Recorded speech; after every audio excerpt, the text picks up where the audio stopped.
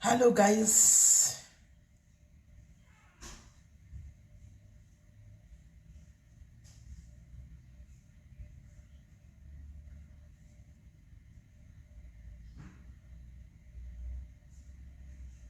Hey. Akomanaka.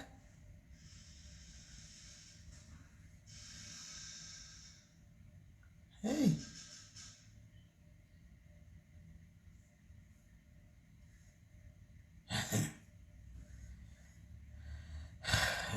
Zvakaoma. Igaiti mbona mata.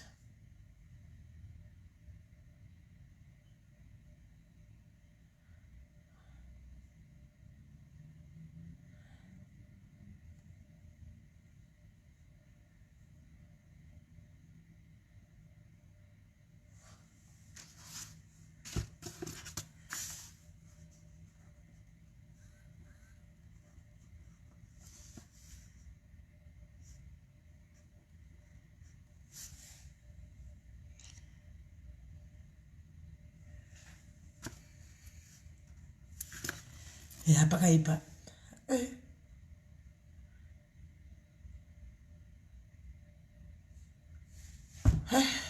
Ya pakaipa.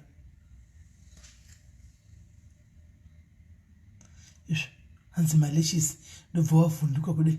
Sasha, kuri uvhundukei nemalicious? Nai Sasha. Kwai nzive dzamira. Dzipi zvedzamira? Uri uvhundukei nemalicious?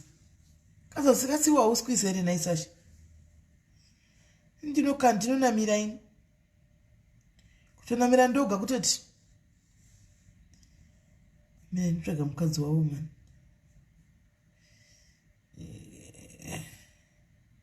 Ainamira.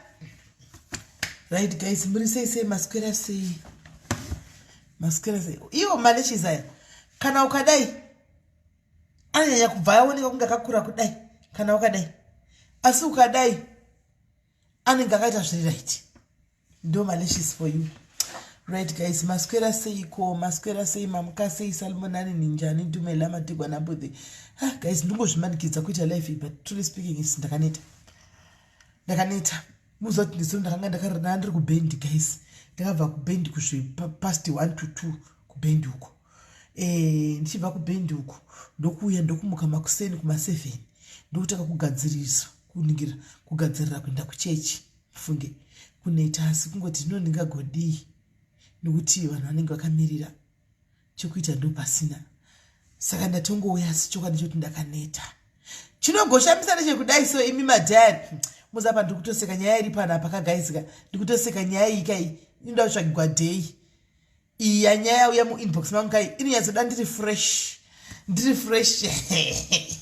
mandona nchisekawo guys nyaya yauya panoka mandona nchisekawoka nyaya yandapiwa panapa iri fresh nyaya iyi kai ndamboipiwa hindika but teme vandipa hindi ndasingazoti nyaya yakatokora zvokudai saka panoda kutsvagwa dheti rekuti pandichauya kana ndambozorora kuneta tofambira nyaya tsamba ndava nayo tsamba yekujeri tsamba yakaoma tsamba ndava nayo guys tichaverenga tsamba pano pane vana vekuzimbabwe maalbino aida kutouraiwa patsamba pakasiyiwa nyogwa mutsamba tsamba yomufi ndahanayo tsamba yomufi ndafuna ngikatsangodhirika chete tsamba yomufi ndanayo gaingotoforwarda kune mifoni kuti dzichengeteke tsamba iyi tsamba ndahanayo tova tigozoita dhei rekuti mugozonzwa tsamba tichiverenga tsamba hallo sisiso nyaya yanzira fresh truth zveshuwa ndifa kuya ndiri free kwete kuya ndiri fresh kwete kuya ndakarukutika kudai handimona apa kule kubendi kwacho ndaikutaridza ilive futi nichiti honai zvikuitika munhu ndani ndine mimi makapinda mubendi mahara mamuri mubendi free of charge mimi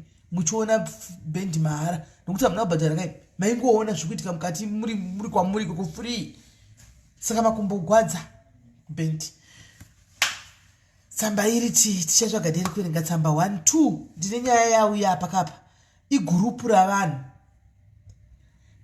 pana Tinder swindler guys tina Zimbabwean Tinder swindler anetsa pafacebook apa Zimbabwean Tinder swindler chaiye makaiona guys kune vanhu vakaona Tinder swindler isai malove nemalikes exactly hapana chakasiyana chekuti uyu muzimba chetarashona uya murungu waitaura chii hamene wanga ari murungu hamene taitaura chii chake imi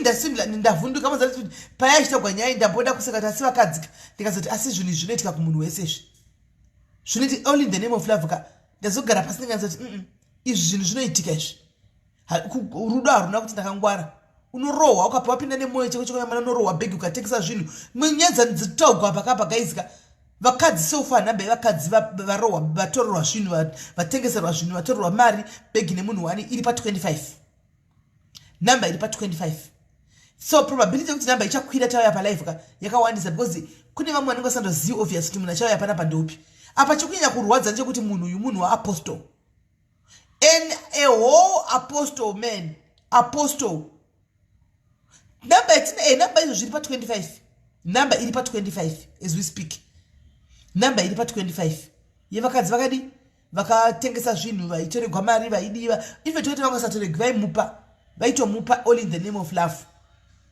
mufungi pakupedzisira akadi akanorora chimwana che15 years nemari yomwe munhu 15 years nemari yomwe munhu moza gemu racho ravaitambwa heremi Nyaya iri kuya hanzi kupusa ndonasa kuti zvazviyaka zvinoitika kana wanyanya kuwira murudo plus kana uri single mother wakambopinda mumarriage ukabuda like zvezvo kuti waona mumwe munhu anenge achiti ndakuda kuronda kuda kudii unogona kutopinda usingazivi kuti zviri kufamba sei wozozvirealiza papaya handi mazvona saka Nyaya handingauyi nayo nhasi guys because I'm not fresh ndochokwadi audlayazi nevakadzi ava because mumbomirai kuvhunduka muchiti kwanzi kupusa probably you are one of them unozonyara manje kubuda pachena because munhu aioperata pafacebook apa remember probably you are one of pachiabudisa zisanogona kuzovhunduka wanikwa newo wanga uri palisti yevakadzi ava wangositoziva ndo zviri kuitika because ari kutorova bhegi achienda kumberi asi kumira saka dai tambomira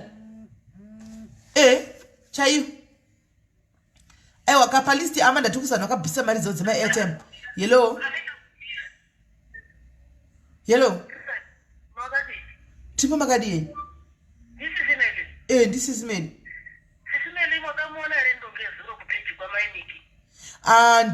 handisi kupeji kwamaimiki ndaingoona ndichitegwa ndichingoona ivo vanhu vachiri kuindako varisiri kuziva kuti takamufumura pano itsotsi aina nichaziviwo amenu rege kana vachiri kuinda kuna ndunge iyo vakaona kuti pana patakaita the rule ndunge came here handika akachallenge uya kuti pinda palive uya haadi zvemalive akaramba kubuda palive ndunge tatinaye pano akati ndini akabudisa fesi yake handika tikafind out kuti chividhio chiri kupiwa vanhu chividhio 1 ndochikutenderedzwa vanhu vese chisemuvidhio vanhu voramba vachiinda kwandunge yaya inde munorohwa henyu bhegi tingati chiinawe madhunge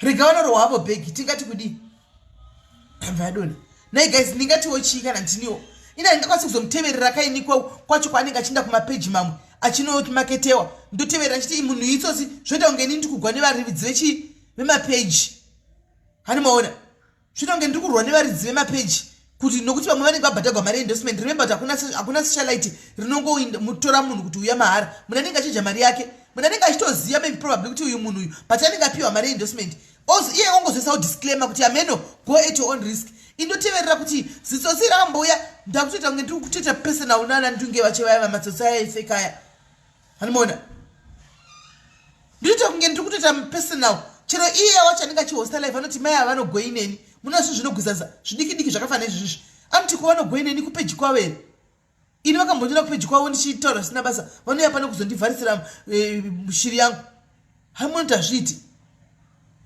uyautenge mafuta dhela uyautenge mafuta ariti hanzi akaundugwa nezuro kana makaundura makagona kana mukainda indai munobigwa henyu mari guys takamufumura pano ndunge makamuona wifumura dhimu hiye handika tikachallenge live akaramba kuti uya paaudio pavidhio ndunge cheche yakazvibudira pavidhio yakari kuzimbabwe achitaura kuti ini south africa motaura nditori kuzimbabwe ndaiyo kuzimbabwe ndanditoizivi hanimona akatotaura ndiitirei video call ina ndisaziva video call nokuti mari yekufona kuzimbabwe yakawanda uchiita video call hanimona ndiitirei video call muti muone pamba ndiri kutaura pachona handimazviona mundione ini muone uyu munhu itsotsi munhu yaapedza pakauya bhudhi hanzvadzi vachitaura kuti ndakaapproachwa nevanhu ava kuseri vanzwa kuti profeti vanoda kuunzwa kusouth africa vaprofeti jesu takaunganira panapa vakati ngatidlei mari iyoyo yaprofeti ngatirove dhiri kune munhu angachiorganiza ivi akauya akakudzai pano imona mchinda kune munhu iye inde imodligwa mari bayai modliwa mari bayai ndo zvakafanira futi neuya mukadzi yao yapaipa yapa uya mukadzi ya mona takanga kuniti kwa yewa nditakuita godoro kuti ndazoenda kune rimwe page hanomaona ina ndakambononyora page kuti kose kusingadaviri vanhu vediaspora vekuafrica chikodera rediaspora zvikanzi kuita ndanda kutonzi kuita godoro kuti naenda kunomaketa kumwe ndazodididi saka kana mauya pano madiaries munongoteererawo vasiri madiaries mukavaudzawo kuti munhu uyu takambomuona handika achifumugwa akaramba vakaenda nodligwa mari regai vadligwe amanda unoita top up obva wasenda kuwhatsapp because ndakutotanga ndada kutotanga kuti ndivafonere ndazama kutenga kutenga nenhingikiri kutenga airtime inonzi chireptewi naindoni tibeta tongopinda panyaya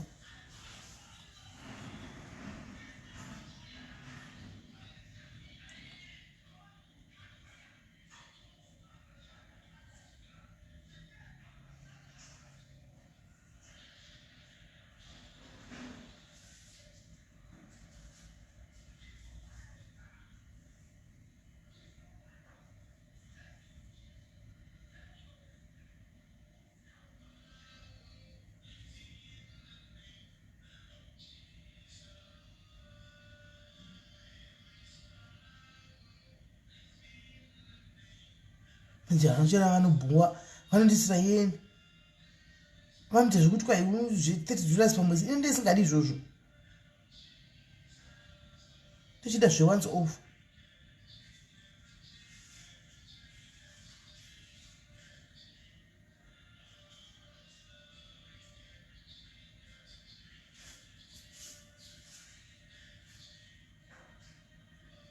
kanditrai kuni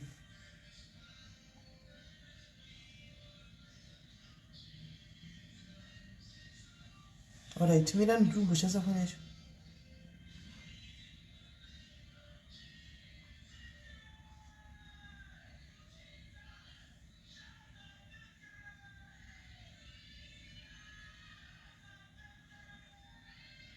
dzikuti network error 1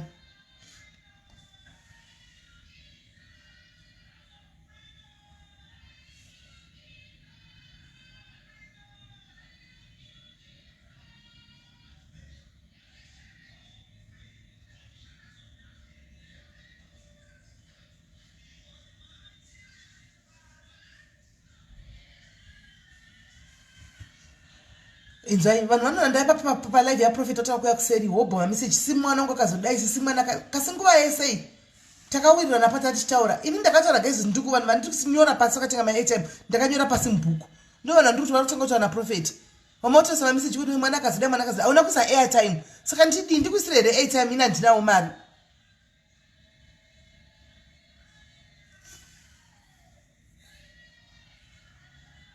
iri kuti network iraindawe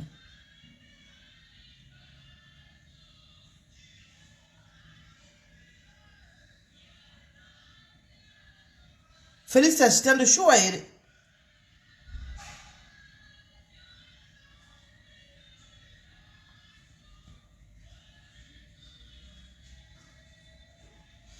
alright I'll check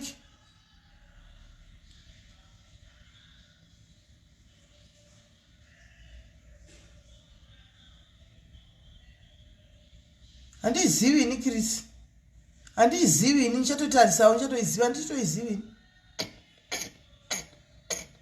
vari kuzimu indai kubhesi kwavo indai kuchechi kwavo ari kuti ndakutovafonera direct kuti network error ndakutovafonera maybe ndabvisa ndakutofona direct that's the only way titi zvo direct izvozvo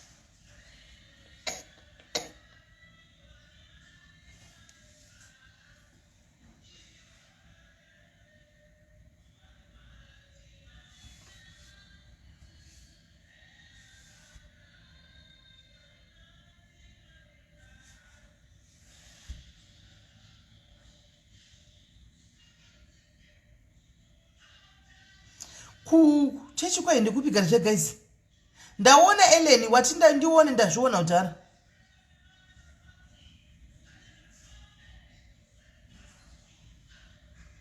right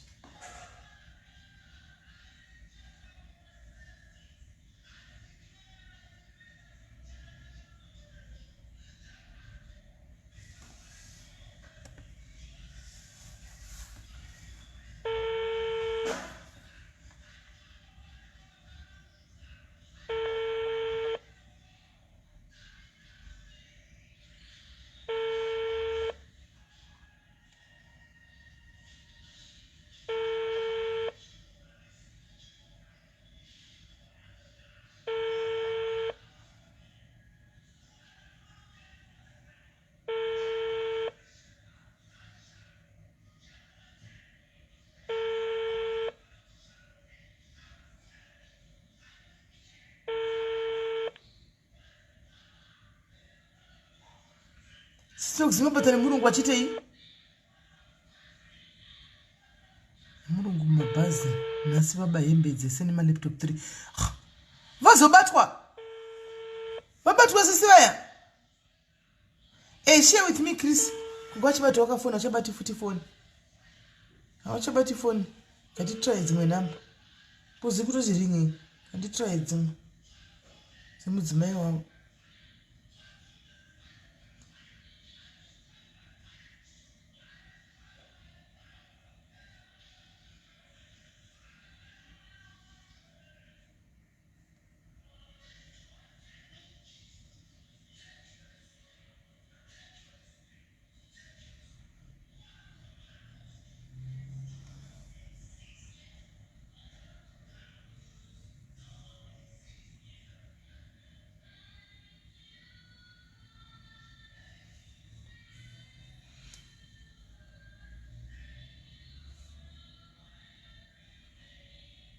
Nyadzima apenyu zoonetsa wedzi.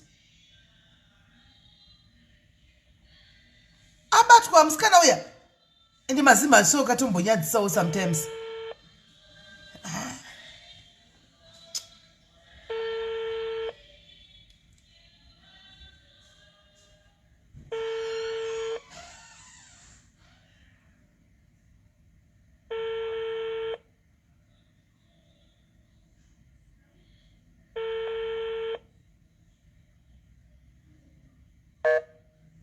Sure, ere sisteres.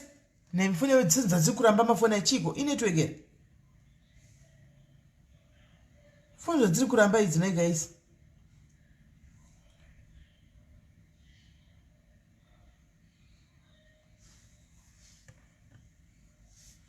Mazimba tombonyadzisa so sometimes takambotaura panapa kuti mazimba nyadze kuba. Mazvimeyo ndaiona nyaya yechipostwa na Clio. Achinda katsvagira munhu basa. Hanzi nasi Big Sandy. Was Big Sandy Smelly. Oh, but I'm not doing that. Number you have dialed is not available at the moment. Please try again later.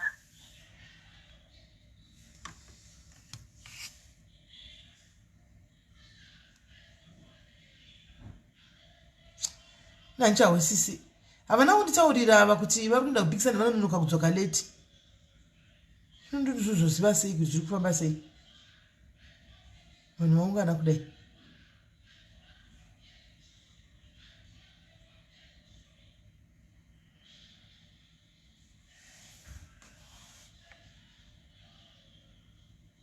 But doesn't rapid Big Sandy yacho? Press star to copy and set this song as your buddy. Let your callers reach you in style. Hello. Ha, nandatotambura because nanchitira kubatai. Masikana seko prophet. Taswera zvi. Chirega ndichifona neapp yandanda pane imwe app yandanda downloader so ye 360 totorot. Saka ndaida kutry phone yenyu chirega ndione kuti iri kuita ire app yoyo.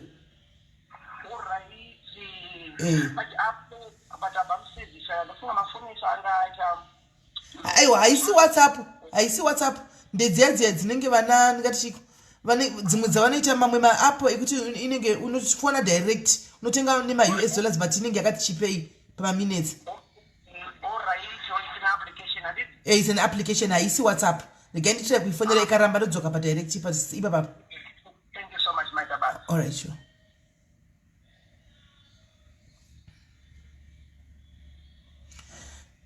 Indi waine prophet inasanda pinango mambeza masana satana pera nemsaka faith yangu ishomei inango asida pera masana sindikuti wakuva viwanzewe siki panakana matigo museka tichofatari wesi ufunge nandozuti chi kudango angari serious nasaka na matigo anozonyetsopera nasi kuti tavata ndiri wesi musuwo uya naiwe kuda ndine stubborn ameno zvinhu zvacho hasi tatombopera ufunge iwe pava usuti wanu ngatumu. Number you have dialed is not available at the moment.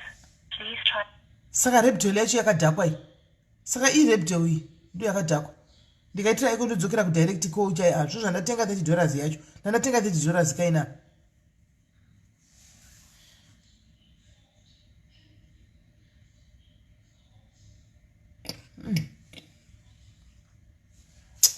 Shakoma. Sisi vaya titoziva interview apa ndikiri pabusted abroad. The number you have dialed is Regaiti not fane available. direct. Ninge apiri kunetsa. Tichavabata kubusted abroad sisiwo vaya regai vasungwe. Tivabata kubusted abroad. Ndokwatichavabata zvedu.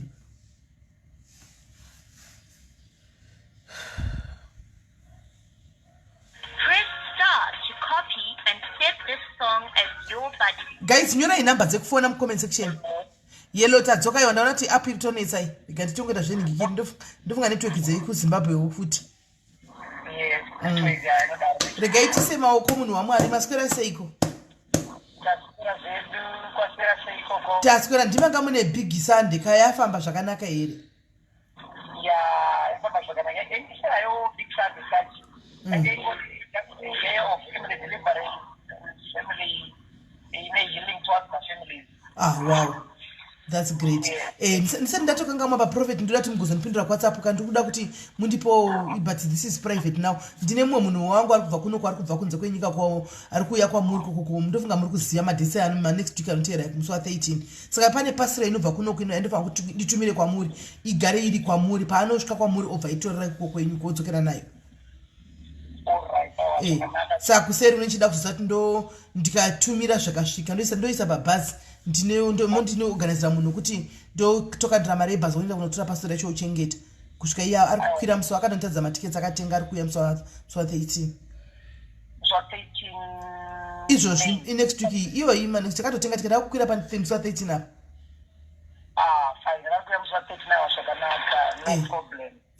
sandoda kuti kuseri kumundudze nditumire pano zvinogamuchirwa nani ndoziva mukatumawo munhu anotigamuchira akaenda zvokwamuri iye ndomudza pano uya zvoona zviri kwamuri kuti asi kugara ari kunenge kutodzoka fast musi wa16 anosvika musi wa14 musi wa44 moswera musi wa15 moswera imi muchita zvamunenge muchita musi wa16 obva atokwira achidzoka.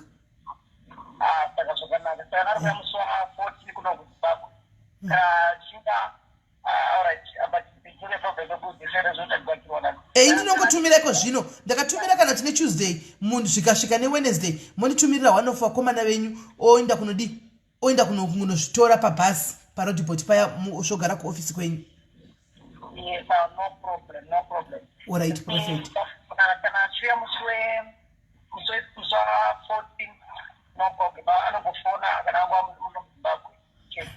Yaiwa ari toya kwamuri makataurirana ndofunga makangana chete makatotaurirana. Makataurirana ari kuuya. All right. Tadzoka Prophet. So guys, hatisi kuda kuwaste time kazvandakuita ndezvokudai so Kathy munhu anonzi Kathy ndiye wandakamirira. Kathy ndiwe fanira kutanga kufona. Kathy chitanga wafona iwewe Kathy ndakatomirira. Chitanga wafona Kathy tanga wafona iwe Kathy ndiwe munhu atakamirira. Only Kathy guys, nasi tine order zvokuti kana usina kunzi fona usafone hako, usatombofone hako. Kathy takamirira call yako ibva watofona. Kathy chibva watofona ende itichangamu ita uchikurumidza kuitira kuti vamwe vapinde unotoda kuzunzwa matestimony evanhu vakanamatirwa last week vaya. Toda kutorawo kana vatatu or 3 or kana 4 vanenge vane matestimonies anditi satombotanga nevadonamatirwa. Kathy tafast Kathy fona tione number dzamunofana macourse guys. Nyorai number comment section guys. Isai number comment section ndipine. Isai number comment section ndipine. Isai number comment section. Haisiriyo nyembesi, haisiriyo nyembesi. Number yekunikikiri neti muri pa list ndikufamba ne list guys. Kuna vanhu vakatenga airtime yavo before. Ndikuinda ne list. Saka mirai makadaro ndikuinda ne list. Andika. Number iyo haisiriyo 073 zvakare haisiriyo 064 number yamunofona pamacalls. Ndoshamisika madhayari anenge asisindikumbirawo number but tine makore tichifamba tese number hauna. Tine 3 years tiri tese kasi number yemashows hauna. Kozoya kuseri kwaisimeni ndipewo number ichafonwa nevanhu kasi number every time inogara yakapinwa apa. Every time number inogara yakapinwa apa chinzifona yapa. Isai number letu isa number chipini chidzinyora Phoebe nyora number ndipini nyora number Thank you V. Thank you V. Ndokuti mudhaya rakangwara. Ndokuti mudhaya rakangwara. Ndo namba idzo kana mamusingadzizivi. Idzo ndo namba dzepashows dzinofonwa idzo. Right. Kathy, gafone tione. Mirai tione pamari kufona ndisingatoinzwi kusifona chinhu chinenge chiri pasilence. Tinzwe.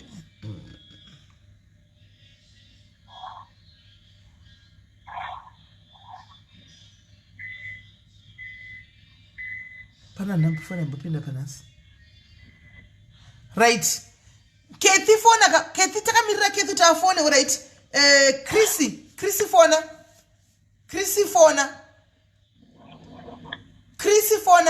Kathy kana sitawanika mu comment section. Chrissy fona because number dzakapinwa apo idzo. Chrissy fona. Chrissy fona. Chrissy fona.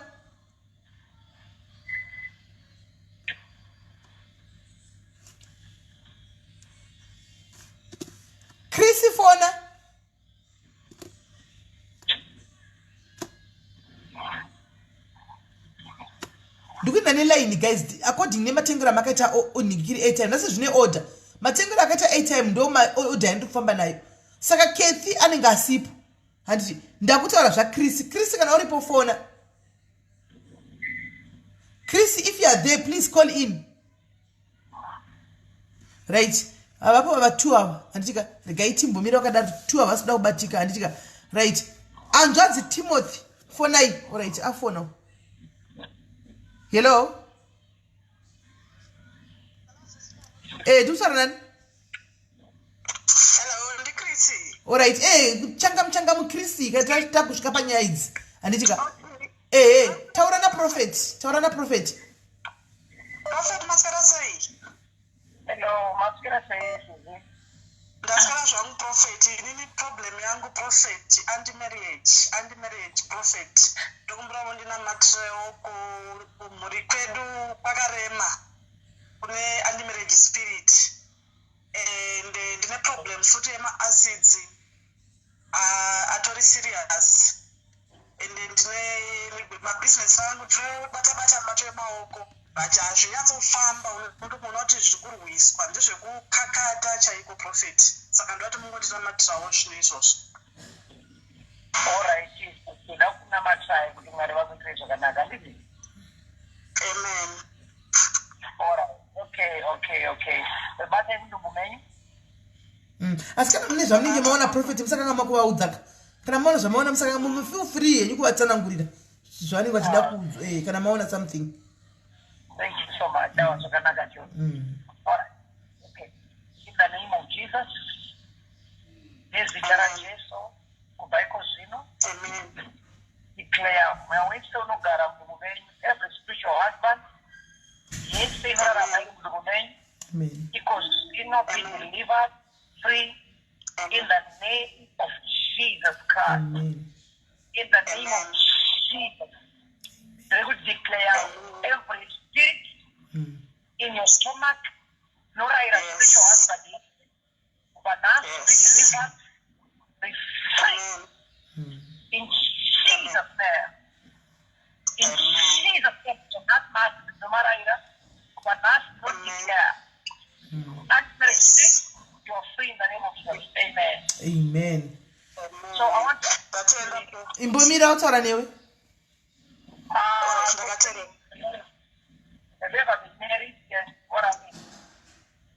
hanzi wakamboroorwa here ndakamboroorwa ndikachata white wedding sis Melly. alright hanzi ndakamboroorwa ndikachata white wedding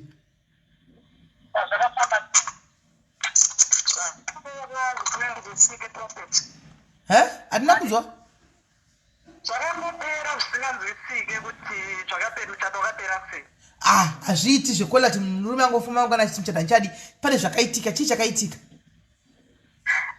pane zvakaitika kuti murume akangoenda kuno mumwe mukadzi anditi kuti hawo kuti why ndozvandotaura I don't understand alright ndobva togarira ikoko the man of God.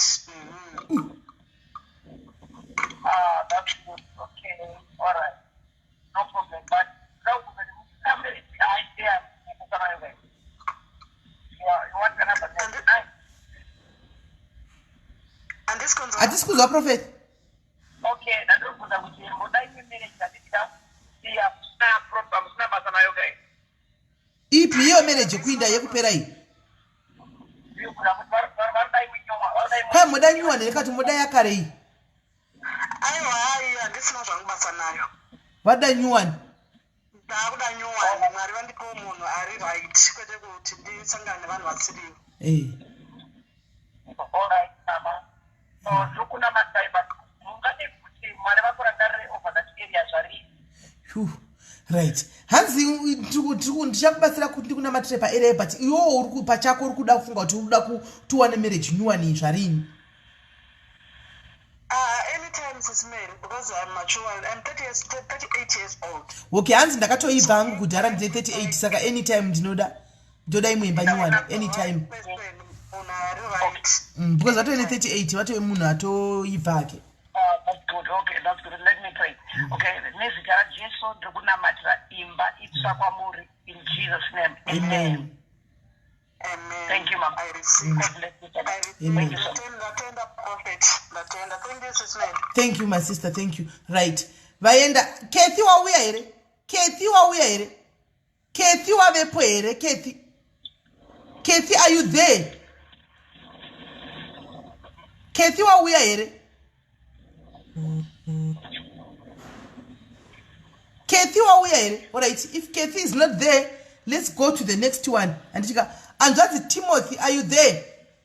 Timothy, muripo here? Anjazi Timothy muripo here? Anjazi Timothy muripo here? Anjazi Timothy fona ndi anjazi yava vari kujere vai. Muripo here anjazi Timothy?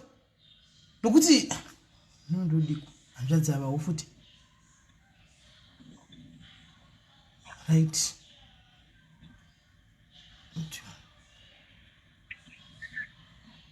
Asi vanhu kana maita appointment dzenyu guys mirirai panzvimbo. Handiti zvinoda timirire prophet pana kuti prophet akumirirei vakomana. It's not fair.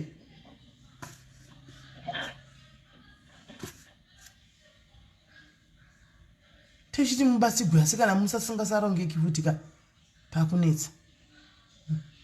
Network yadona nditombotanga ndanikini. Network yavo yadona ndovafonera futi peki. Network kuZimbabwe inonetsa guys. Kethi noti Kethi iwewe noti iwewe. Kethi wandikutaura nozviziva ndinotaura senemi yake kuitirawo hamawo nechichichi.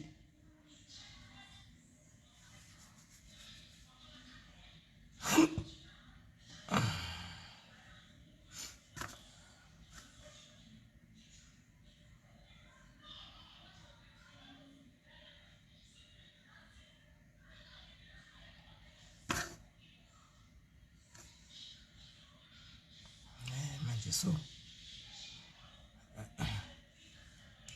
ndikudai katitrai kutsvaga nkikiri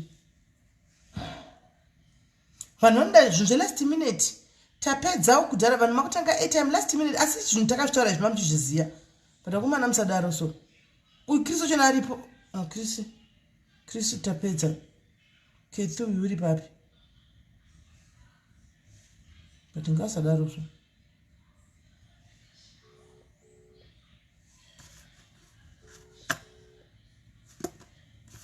kona ivasikana kuchinguri zvandakuma ndichakuma ndichati naivedu wekani Kethi fona ndatojam ndatostopa live ndikufonere handiri kuenda neq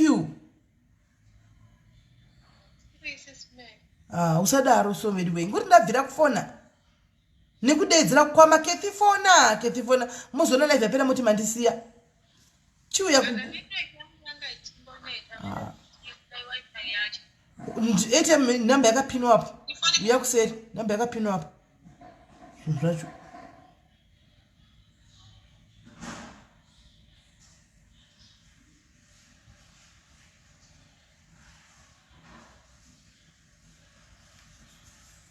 hello SIS MELLY. ndiani uyu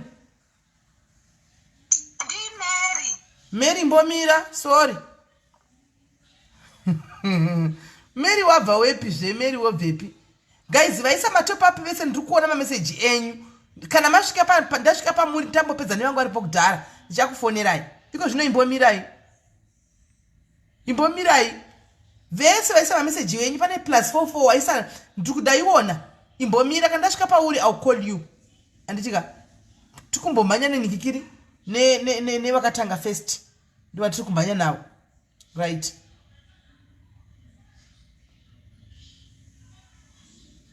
Ndiani zviri kufona izvi? Skip this song as your buddy. Let your callers reach you in style. Hello. Hello, ya network yenyu yanga ichimboda ichidoni. Yeah, sure. Student driver from stage sure. Oh, muri kure zvakadini zvakumba? Maybe 2.5 just 1.5 hour maybe. Muri kure cheko chaiko. Mamuri kure ndinoda muri mudhuze rese katimire batakutongoita ndi tichitaura. Kana yango kataridza kuti muri kudarika pasina network. No problem, no problem, no problem. All right. Okay. Right. Kathy number dzakafina pofona tuone. Kathy fona tuone.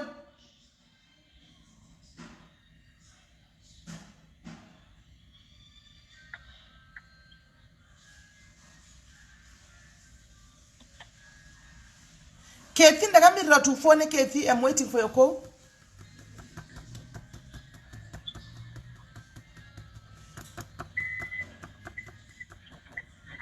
Kathy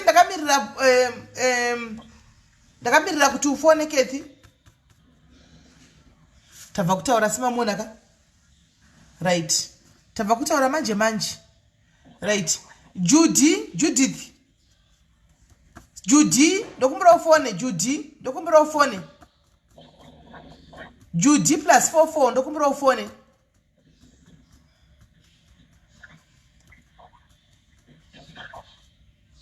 Judy +44 ndokumbira ufone.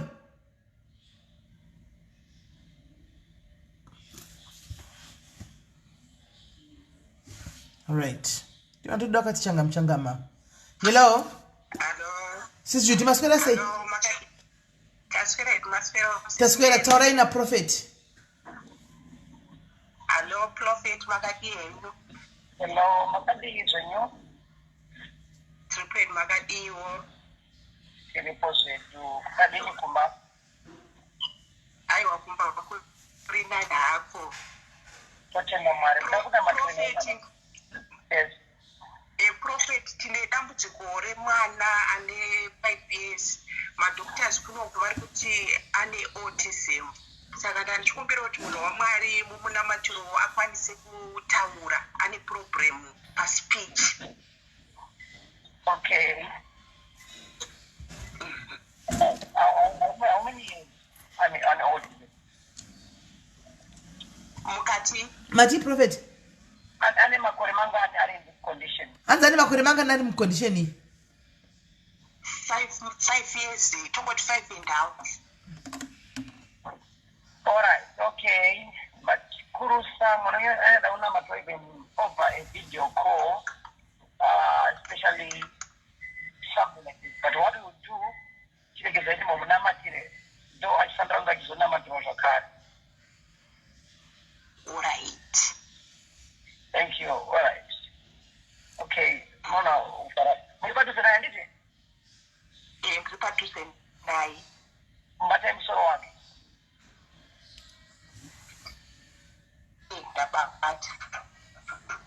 Okay, kubaiko zino era autism. Itachezere mashoko angu kuti kubaiko zino era mwe autism. Adina kunzwa. Hanzi itai kuti ndinorayira mweya weautism. Iko zvino ndinorayira mweya weautism. Ngauregedze mwana wangu zvachose. Ndaurege mwana wangu zvachose. Kubaiko zino ndikubvisa mweya. Hello, SIS MELLY, nditurukireo. Kubaiko zvino ndinobvisa mweya weautism. Kubva iyo zvino ndinobvisa mweya weautism. Okay. Alechekeze ndinamati baba kubata norayira mweya wakabata dzikiridze mwana uyu. Ngauregedze zvachose in the name of Jesus. We pray. Amen. kuna Mwari mwana zvakanaka. But two, we need to keep on attending your child. But unachita zvakanaka, unorikafa mwana wenyu. Hanza chera zvakanaka charikafa mwana. Aiwa tinotenda. Ko pavanga vachitaura pekuti video call tingazoita sei kuti tikwanise kutaura navo. Okay. Right. Hanzi kana pamataura nyaya yevideo call tingaita sei kuti kwazotaura nemi pari pavideo call? All right. Nenda kutora your number is my secretary. Then also phone up a number. Ndova pa number za secretary idzodzi. Only box on is this. Ndogona kusekera vantu naye ana different numbers awapi wavoni kupinyorera. Ndiyo tipei. All right. 0712 057 131 mazvizwa 0712 057 131. Saka hanzi munofona papa then yachakuconnecta kuti muite video call na Prophet. Vanofona mangwana. Hanzi mangwana. All right, nguva anytime. Mangwana around Mangwana. Sorry. Mangwana, Mangwana on a special office. But let me say on Tuesday, you go on Tuesday, time it will be 12 o'clock. Tuesday kuma 12. Zimbabwe time. All right. Pakanaka maita basi. Thank you. Okay. All right, sharp. Right. Kathy wavepo here kana kuti anzvanzi Timothy, one of the two. Kathy anzvanzi Timothy mavepo here. Kathy anzvanzi Timothy pane aripo here afone pauviri wenyu. Pane aripo here anzvanzi Timothy kana kuti Kathy pauviri wenyu pane aripo here. All right. Neti piri fona. Neti fona. Tamirira iwewe neti fona. Itichanga mneti. Itichanga mchanga Prophet wari pa road. Itichanga mchanga.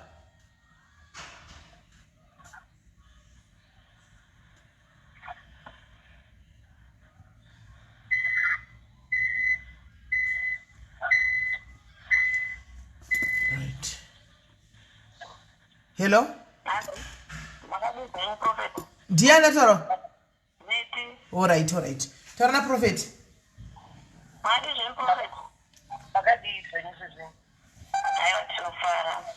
Prophet dambudziko rangu ndine maasisi ndapera mari ndimwe maasisi ndinobatwa pahuro apa. Pahuro pangu panoita sepakagara like chikafu but chinenge chisiri chikafu chero ndisina kudya. Okay. Mwana wangu anomuka usiku ndikamuti ataure kuti ndiana kuvinga anoti handikwanisi kuudza nekuti ndigogova ndivinga zigogova vari kuti handisi ukangotaura ndinokupengesa. And then mabasa kwasi kushanda mari dzatiri kutambira dzacho handisi kufara nadzo. Munhu waMwari ndibatsire nemweya kuti tikatagara apa tikangogara mudzimba tinonge tichingobuda tagara apa tabuda tagara apa saka mweyawo kunditambudza mweya kusada kuroorwa mweya kusabvisirwawo mari nevarume vatetigashana navo. Okay. All right. There's anything I'm actually saying. Amen. All right. In the name of Jesus.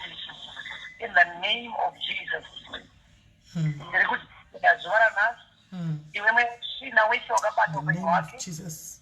Every area of your life, Amen.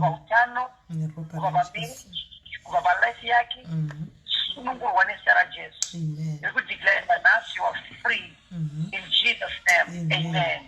Amen. Chirika kundanogara nemurume usati warogwa iwe wazviwa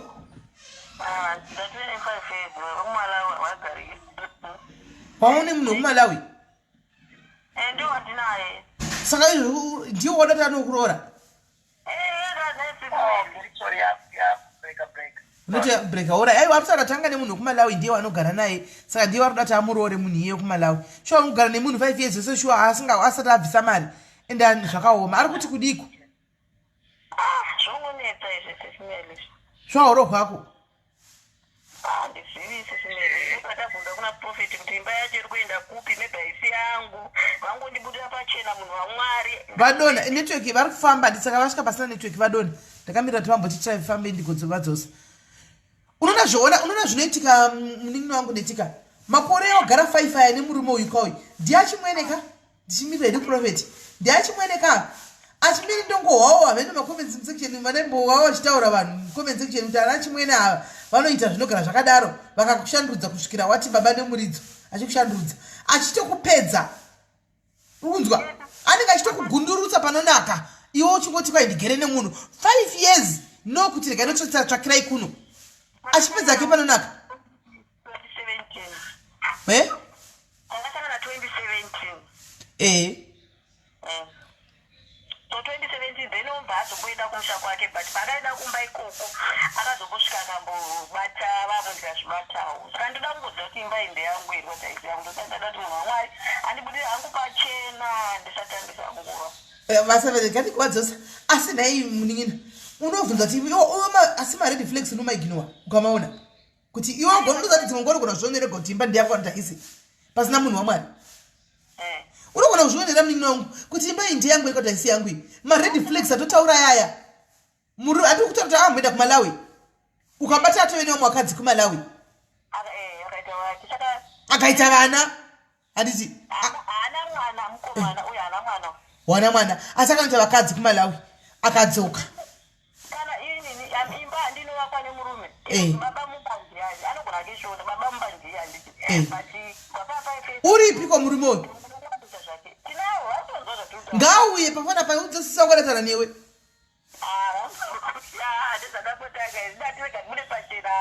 Aiwa but ngauye mudze musisi wangu apa zvisi zvokuti kwaiva show mudze kuti sisi wangu ngauye pano ndiwo kuti achimwene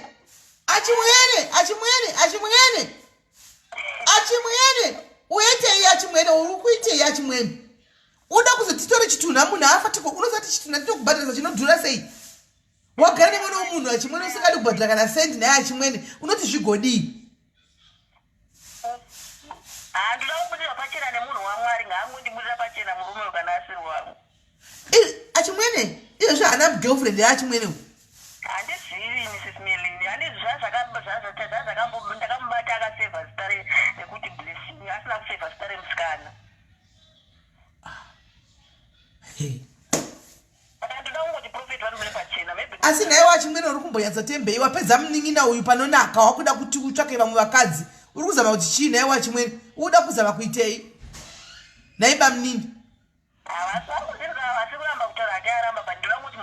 but ari kuzviwa akandi watani wachona handi ari kuzviwa ndizva ndikuitira asi andipindura akasi kuzviwa ari kuzviwa uri nherera andati uindepi naye iwe achimwene munhu uyu ndinherera inherera munhu ndoti adii manje akafa unaye ipapo usina kubisa sendi ipopo uchiona kuti makandiwa hasi Jesu tigare ndatokutaurira kuti uona chona kuti mumagaya asi Mwari ramba wakagara nemunhu usina kubvisa kana sendi ipapapo uchiita sekushandurudza munhu every night uchipedza munhu chinonaka achimwene be careful we are coming. Makomenti akona kana rutombo kutuka kana wani tarisa kwa makomenti akasununguka hapana vanhu vatoti tek na chimwene yeyu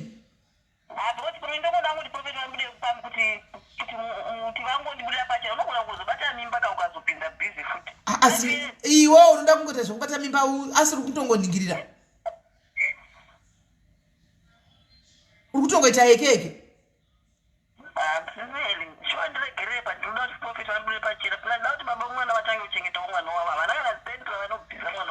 iwe achimwene unonyatsa muda here zvokutoita imba SIS MELLY andapa muchiona 5 years hadzidze kutamba nadzo handichite ndino iye anoti musi aive kumusha kwake aitodiditora vhidhiyo mumba kuti ndode kuti munani ndichitorawo ndingazivi kuti ari kundichita ina ndichite ina handiti zvavakomana kana baba vemwana vandakasiyana nawo dharadhara reba kumbomutsvaga kana kumbomuti uri kupi kana kuti uchengete mwana aitoda kuti ndibvise baba vemwana chaiche asi mwana ndachengeta kwai culture yavo wari kudzva nokumalawi havarori vanobhadhara ma5 100 kana ma 1000 ngachibhadhara kai 1000 izoti ndo tradition yavo zvitozoti wabhadhara zve bamnina imozi yakaucha yekuzimbabwe munozviziva but manje paita clash of the cultures apa saka poitwa sei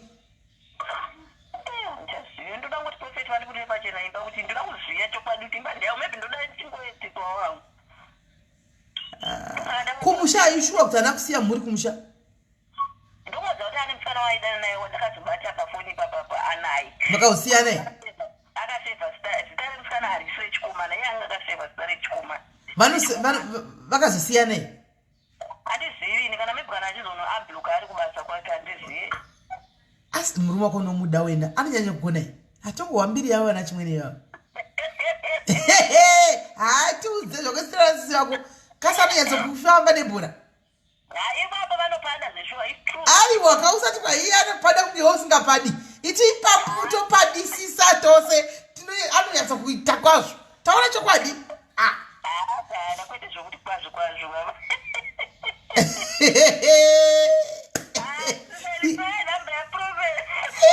aiya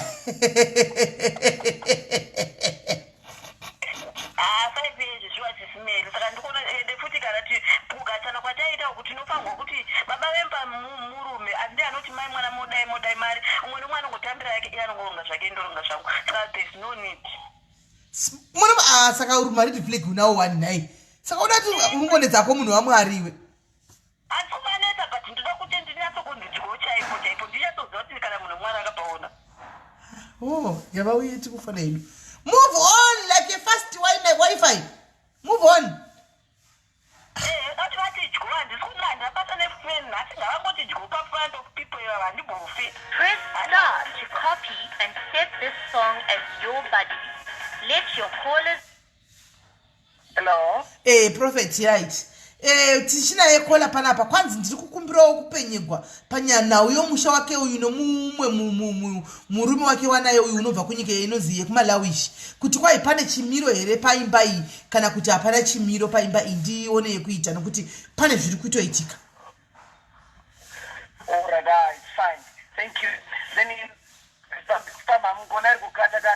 muri kufamba tiri kuziva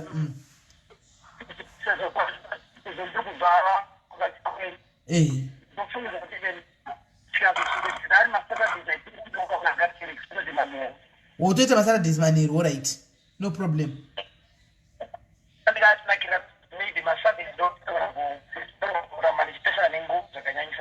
alright no problem aiwa hapana kushata saturday it's okay futi kwatiri every Saturday it's fine. Saturday it's fine, same time. Okay. All right. Okay. Apa murudi ko zvakanaka nai? Stereki. All right. Okay. All right. Sorry, ndazanya kucherera. Pane munhu ari marriage yake, pane munhu afona kana kuti. Iye uya wamasiya shara wamana matira uya. Unoti unogara nemunhu unobva kure wekumalawi handiti murume wake wanogara naye boyfriend actually vagara 5 years kapa. Anditika vachidara chigara sasi murume uyu hatauri zvokuroora haana chaanotoita saka kwaina iye ndoda zvokuwanikwa ndoda kuti mundipenyerawo kana zvichiita kuti imba iyi pane chimuko here pane chiedze kana kuti hapana tongotambisa hangu time ndiwane kuita move on like wifi fast Okay. Segeza ndidai so kana vanga vari kugara vese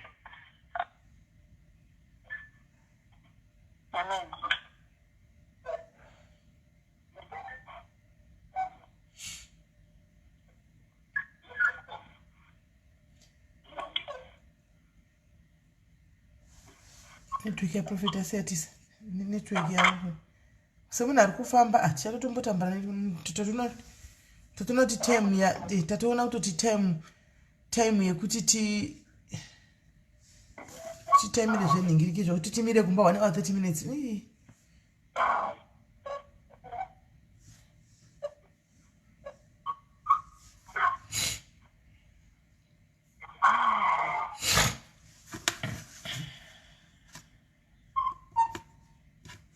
Press star to copy and set this song as your buddy. Let your callers reach you in style.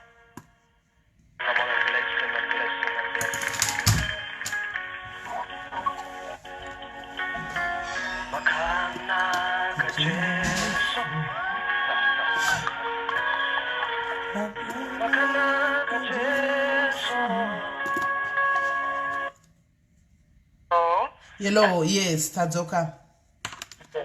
Yes, okay.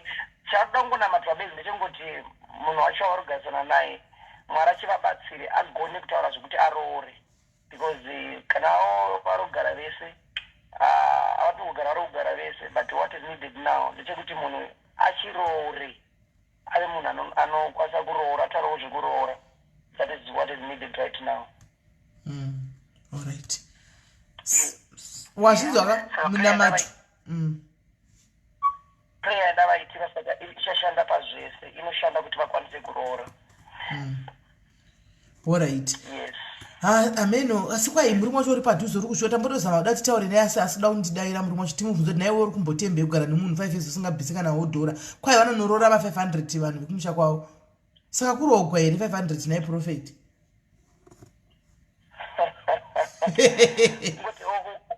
Okay, culture yavo vanoroora chi?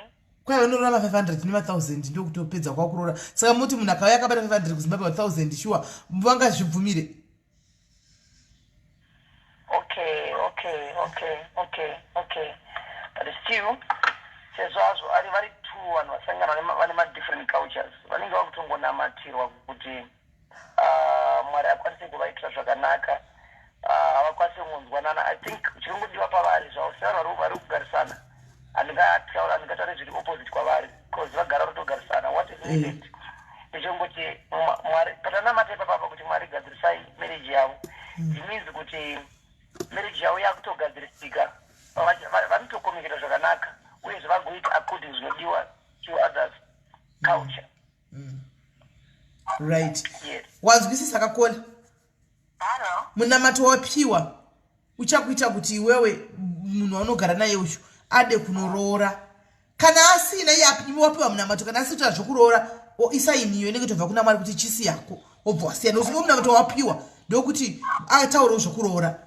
Asi kana akaramba ungoti tsurungundungo edhimoni sezvari padhuze rikandinyaso kumudza imi bamingara mangoti dzirikiti kunge dhimoni risingadi kumuvha panzvimbo regedzai munhu yainda akaite muvha noupenyu hwake nokuti imi hamungani muri kutotambisa nguva yemunhu 5 years mune munhu no mbavare kana mbava yehuku ayo hamuna kuindisa magara nemunhu munoti munhu yeye chii haana kwakabva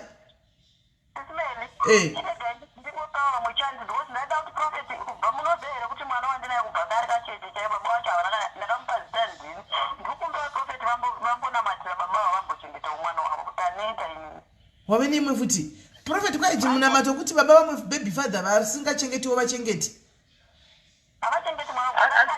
hanzi baby father pane une mwana umwe wokutanga baby father havachengetiwo kana 1 hanzi anonzwa shona hanzi anototaura shona anonzwa shona zvese ingataura 1 tanonzwa zvese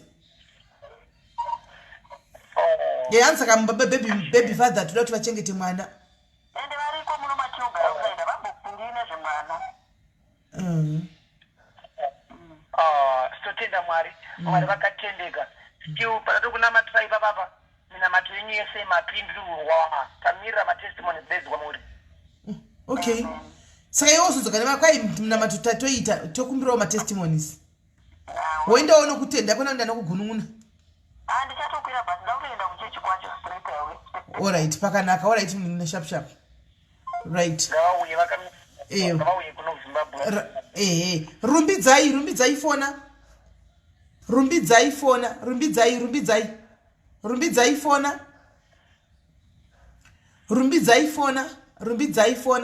uripo here apa. Rumbidzai fona.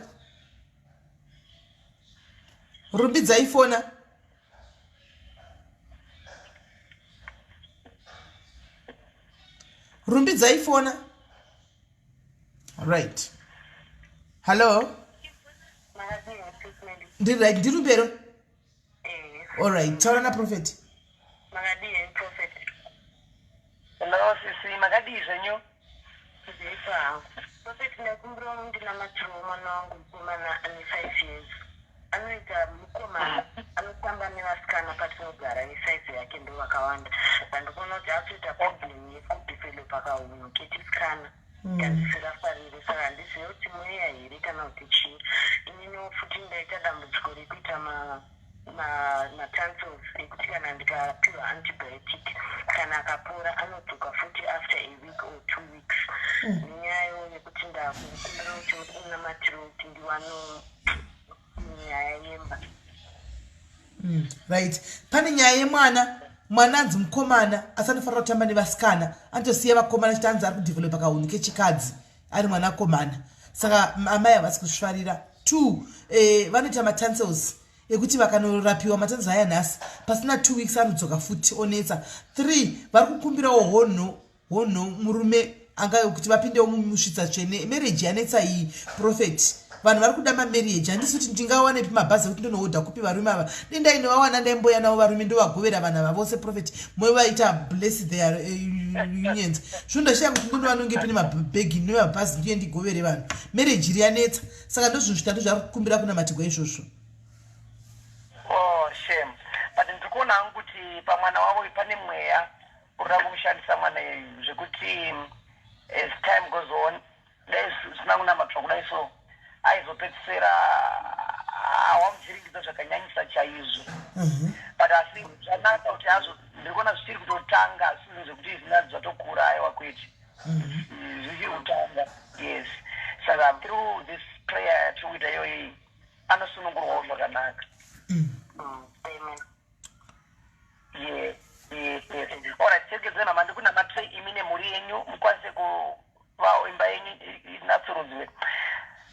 Baba nezita raJesu tikunamatira this call up right now. Ndinomunamatira kubaba marriage, tomunamatira pamwana wake, tomunamatira paupenyu wake nezita raJesu. Sunungurwai zvachose pamweya wese wakabata upenyu hwenyu. Sunungurwai kubva nhasi masunungurwa nezita raJesu. Amen. Right. Ndakawana the most important thing. Mazano ndikugara ndichinota baba vangu vakashaya nehanzvadzi yangu yakashaya ndichitaunge ndinenge ndiri kwavari kumba kuZimbabwe. But kana ndiri kumba kuZimbabwe nguva vanotaura vada kuenda neni asi ndichiramba. But mazuva ano everyday ndinorota baba vangu nehanzvadzi yangu yakashaya. This is a spirit of death, my sister. And this spirit again ndandiri kunaita kukonzeresa kuti mubatwe blood pressure jaijai. Ndakatobatwa blood pressure last week. Ndakatobatwa blood pressure ndikapiwa mapirizi. Last week ndopamabata blood pressure. It's a spirit and this is a spirit of death and vabereki venyu mimi baba venyu nemuneza dzenyu vari kutoshandiswa and vakashayika zvavo but vari kushandiswa. But what happened is that was not just a normal death. Not a normal death. But mafiro avakaita, like I don't know, can you explain to me how did your brother died? Hanzi vakashayika sei hanzvadzi yako? Okay, hanzvadzi yangu takaenda kuZimbabwe kunhamo yababa ndobva tadzoka. Saka pane kupakavadzana kwakaitika pamhuri nekuti anga ine zita rasekuru. Saka hama dzasekuru dzaiti ndiye ngaachiinherita zvinhu zvazvina sekuru mabhizinesi avo. Saka hanzvadzi yangu akaramba akati sekuru vanga vakabata. Saka inini zvinhu zvavo handizvidi asi zvakagumbura hanzvadzi yababa zvina vana kufara nazvo nekuti naivowo vaizvida. Saka pamusha pakasara pakaita mutauro tikadzoka kuno kumamiri muna January. Hanzvadzi ikasikoshaya muna August temi tichibva unoviga sekuru. Baba futi vakabva kuno ku2014 ndobva vabva muna Mira, hold on. Ngatichimbori pane hanzvadzi yenyu apa. Hanzvadzi yenyu cause it's like mukararisa hanzvadzi yenyu kufamily kwenyu kune vanhu vakatongomurwisira pakuti vaiti vamwe vaiti pane mudzimu paari. Maiziva izvozvo? Nepanenge ndepainzi baba vasekuru ndo vaisvika paari. Ndo mudzimu wacho zvinaikola. Ndo mudzimu wacho kaiwa. Ndo mudzimu wacho kutaurwa iwoyo. Alright, okay. Alright. Saka it's like because yazinetika family menyu yenyu mimi munodzinzwisisa.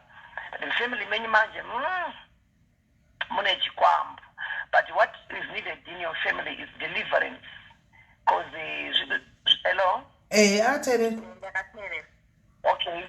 Yes, zvinhu zvakatorwa muchiri vana vadiki guys. Kudhara some time ago. And zvakatorwa vanhu vemufamily menyu vaitsvagawo kuda kubudirirawo saka, and they took these things in a way kuti vaitsvaga kubudirira, but I'm seeing these spirits zvichingorimo nanhasi zvekuti zvinogona kuramba zvichiaffecta because zvinhu zvakanotorwa in Mozambique, and these things zvinogona kuramba zvichingoaffecta one after another because ivapa ndiri kuona like 3 kids pamberi, you know, and pane guva like ndandiona 3 magrow up, 1 2 3, 1 a boy and 2 girls anga achirwa pamberi papapo. Hello? Akateerera. And it is because of these spirits. As I don't know, kuti imi as a family, mune effort, I don't know kuti mune effort yamakaita towards zvakabatwa nasekuru venyu mumuri venyu. Hatina isusu hatina chatakabata kana kuti chatakada kuita, chatinongoedzawo kufamba tichiedza kunamatirwawo kuti zvipere. Ndoba ndati effort yekutonamatirwa yacho ndoyandiri kutaura iyoyo. Handisikuti pane chamakabata, ndandiri kuti mufamily menyu nezvakaitwa nasekuru venyu munozviziva kainini.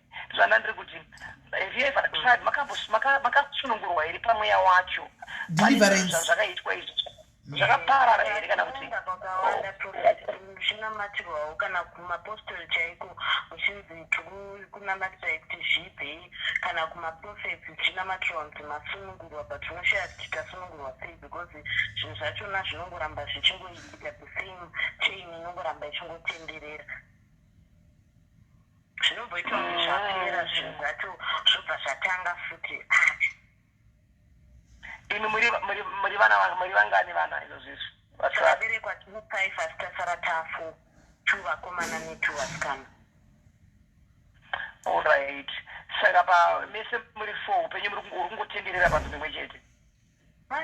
Prophet zvakaoma, uri kungotenderera up and down. Mukomana angu uri mumba sofa ndiye second born, but imba yachona unotongoona kuti ndezvekutongomanikidzira life wise, hapana chaanobata chinoitika.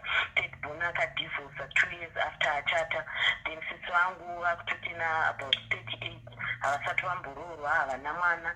Hapana kuti ndiri kumbofamba ini ndakangomitiswawo nababa vemwana anombobvira achengeta mwana, asi ariko kuZimbabwe uku anotori nelife yake yakanaka, asi haana kana basa nemwana kana kuti pamusoro ndamuzvara kusvikira pari nhasi.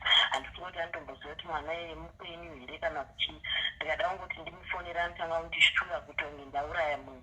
Saka ndakangosiyana nazvo ndikatanga kungoshandawo.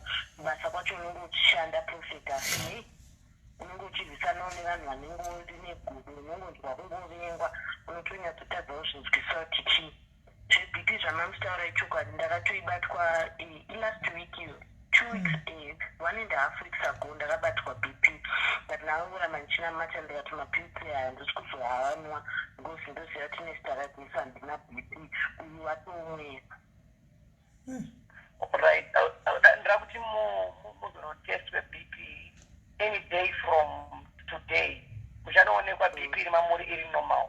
Anytime. Dai mamune muchiri wenyu maizvitest achiro nhasi. Kana I don't know. You can test yourself from now. Kubva izvozvi zvichitotaura kudai so.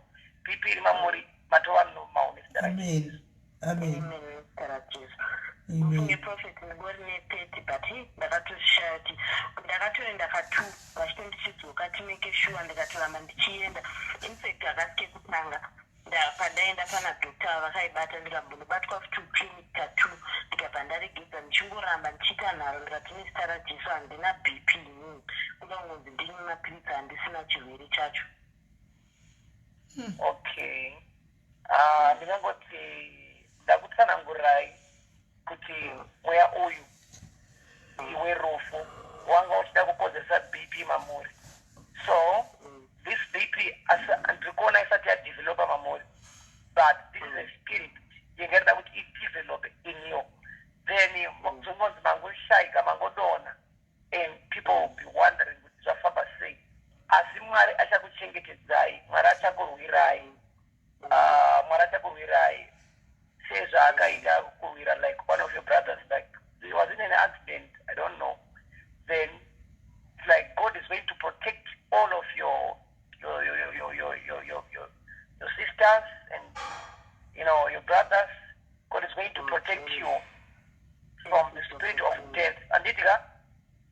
Amen, Prophet. Yes. Father, in the name of Jesus, declare I speak normality to this BP. To declare with BP even normal. Nezikara Jesu, you BP even normal.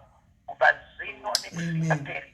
We declare nezikara Jesu every force. Yangaka woda upenyo wenyu, yangaka woda kutimura demujitsungera muri pasubemo cheche. Uvanati, mastenga akanyorwa. Tinoma visa pakanyorwa. Chisunungurwa chose. In Jesus' name we pray. Amen. Amen. Amen. Maika basa prophet, maika basa SIS MELLY. All right, sharp. Right. Shamiso, please call in. Shamiso, please call in. Shamiso. Gatifambe anytime, guys. Shamiso. This is not Shamiso. Shamiso andikutsvaga inini ndikuziva kuti angaiti foreign number. Right, this one is here. Hello. Woman, zvino kana ukafona usina ningirikiri, usina data indodi. Hello. Hello. Ducharan. Keti. Finally. Finally, Keti tauranga prophet. Magadi yenyu prophet. Hello. How are you, Magadi? Ndinosimba hangu Magadi iwo. Inini prophet ndine dambudziko mudumbu mangu. Kuvhali chikura iko zvino ndava ne48. Kuvhali chikura mune chinhu chinofema. Kana ndikarara ndakatarisa mudenga kule. What we need to pray for you. Hello. Drugugo's wife. I'm hearing you. Okay. What is needed? You need to be delivered.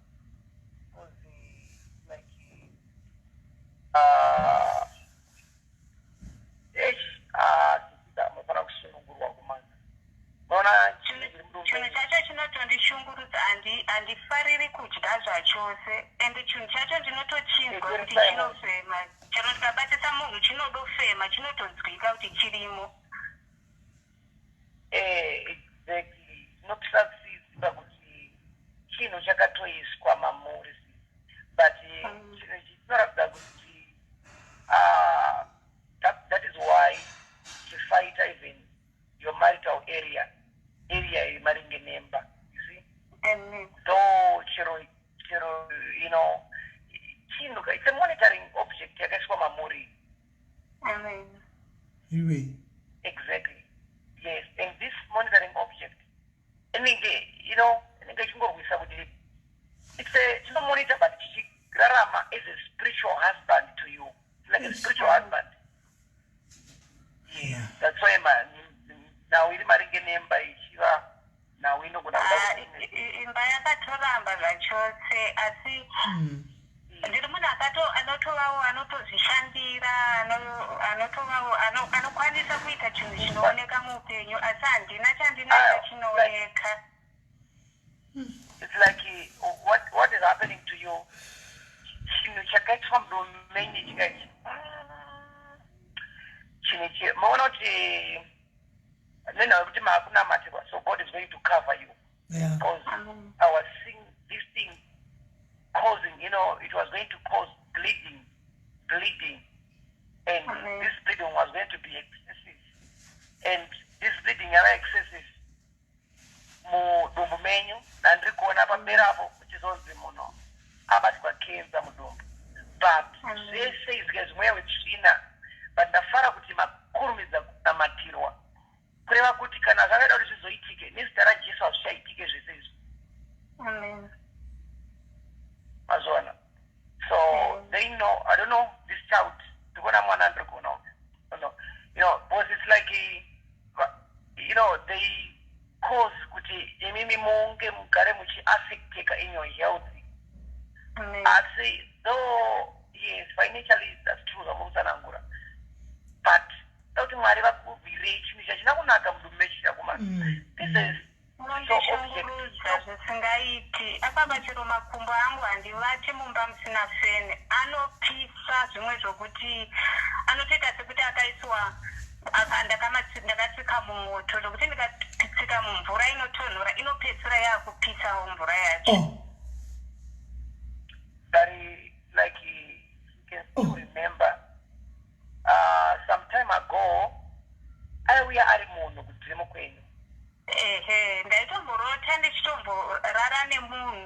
zvava nenguvawo zvava namakore ndisingamuroti munhu uyu, asi hapana chandinoita chinobatika Prophet.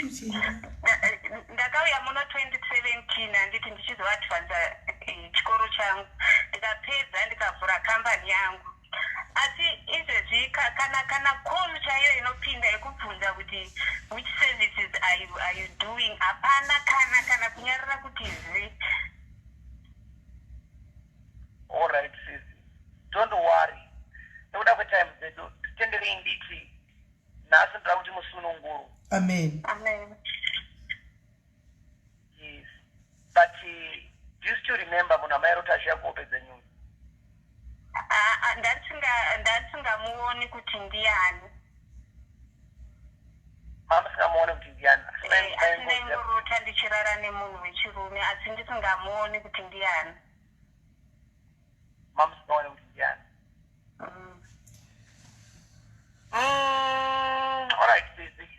Bate mudumbu menyu munofamba chini. Bate mudumbu menyu. Kuda kwetime dzedu. Bate izvenyu. Bate mudumbu. All right. Okay. Kubaiko zvino no ura chino chinofamba mudumbu menyu. Amen. Chinofema mudumbu menyu. Tiri kuchiuraya kubva nhasi. Ngachiregedze kuramba chichirarama. Chikwambo chakaiswa mudumbu menyu. Amen. Tinochirayira nezita raJesu. Amen. Tinochirayira nezita raJesu. Tinochirayira nezita raJesu. Tinochirayira nezita raJesu. Tinochirayira nezita raJesu. Tinochirayira nezita raJesu. Nezita raJesu tinorayira chikwambo chakaiswa mudumbu menyu. In the name of Jesus, ngachife kubva nhasi iwe chikwambo. Every spiritual husband yakaiswa mudumbu menyu nezita raJesu kubva nhasi. Be delivered, be free. Amen. In Jesus' name. Amen. Amen. Amen. Be healed, my sister. Bate mudumbu menyu 3 times. 3 times. Bate mudumbu 3 times. Yes. Bate mudumbu 3 times. You are free. You are free from today. You are free in the name of Jesus. Once you are free, my sister. Amen. Amen. Thank you. Thank you so much. Right. Thank you. Shami, please call in Shami. Shami kana sipo fast. Flossie, Florence plus 44. Florence Ivafona. Florence plus 44. Okay, I think this Shami watch is here. Yellow. Yes.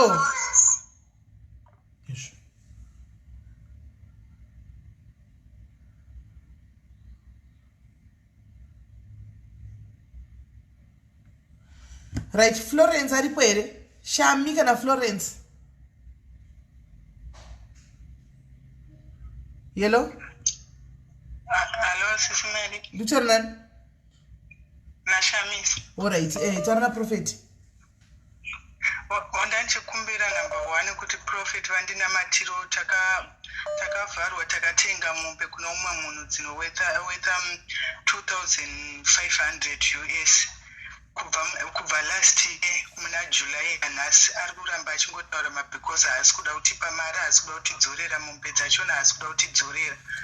Kwazotizve ndine dambudziko nemwana wangu ane problem kuchipatara vari kuti asima. Ndakatotanga kupiwa chinhela but asati achishandisa uye akaperezeka mwiri zvekuti vanhu vakuru vadiki kwaari ne2 years vanotoita kunge vahombe kwaari, haadyi chikafu. Kozoita ininiwo ndine dambudziko kubva ndiri mudiki ndaita dambudziko rekuti ndinorwadziwa nemazamu. Nanhasi dambudziko iroro harisati rapera kwandiri.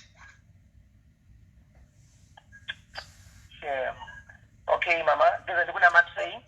Close your eyes. You need a prayer. Muda mari kana tumuombere. Chero zvinenge zvangobuda mari kana mombe zvese tinongoda.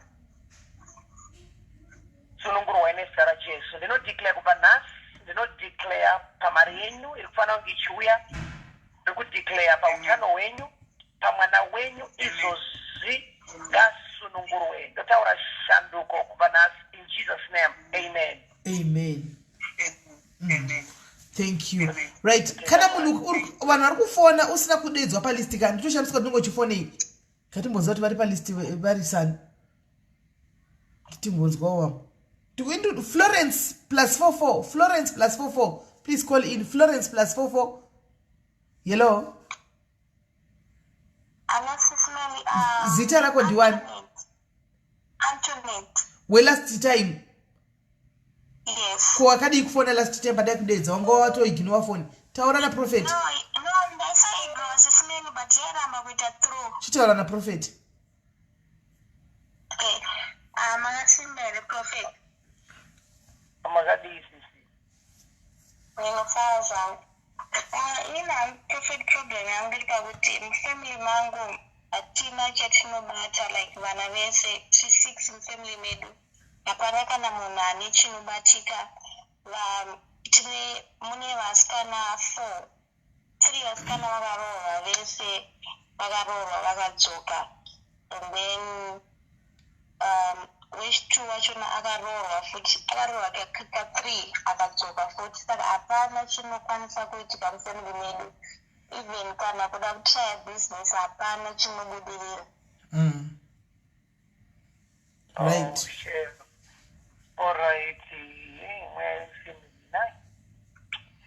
Okay, all right. Because I think it's not much of the Musunungurwe. From the Musunungurwe, Muslim way testimony. Because you know, they would declare this Tarajeso, they would declare over your family, Vanavenu Gavasunungurwe. Because you know, Vanavemba menu Vesi, Gavasunungurwe. Where yes, cinema staying waka is Quamohari. Amen. No mas distance Tarajeso. Maska ingadzokere pamuri upenyu hwenyu utange kufamba panzira kubva nhasi sunungurwai nezita rajesu. Amen.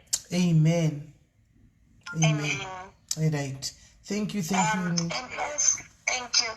And also, Pastor, munina wangu amuna December anganzi akabvisirwa mari and then murume wachona achibva angoti zoni haachakwanise kuita and then apa ane nhumbu apa murume wachona akamubloka hapana chachakwanisa kuita. Afana kuroora ndizi. Yes, akatopa date rekunonoroora and then achibva zvachongoti ziya kati handichakwanise ndakuenda kune imwe nyika chichi hapana chikazombobuda ipapo. Apa munina wangu atode nhumbu asi haachabatiki. Mweya but musatya. Asi kubva nhasi ndiri kunamatira munina wenyu nomunamatira imba yake kuti isunungurwe nezita rajesu. Amen. Amen. Right. Amen. All right. Thank you Colin.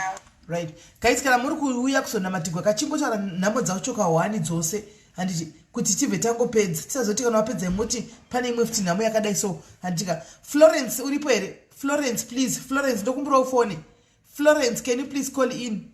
Florence, can you please call in? Florence, call in. Florence, hello. Hello. Hello, SIS MELLY. Hello, ndusarana napi?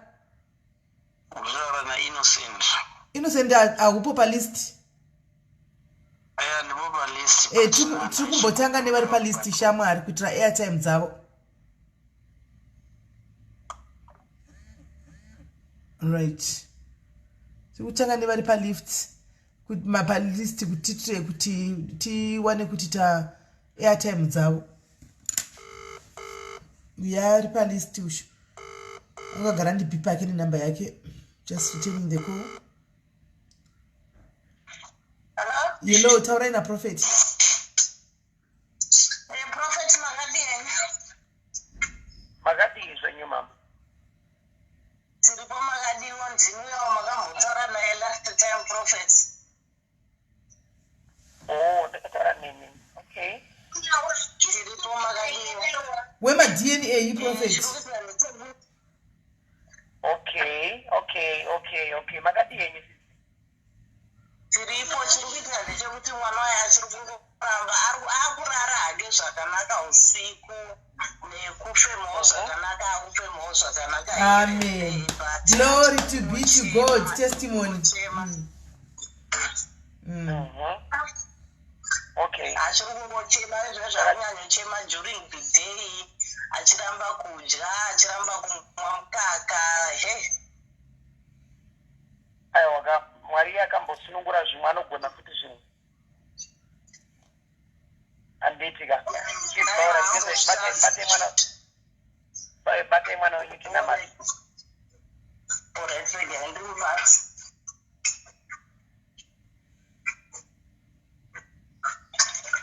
Alright.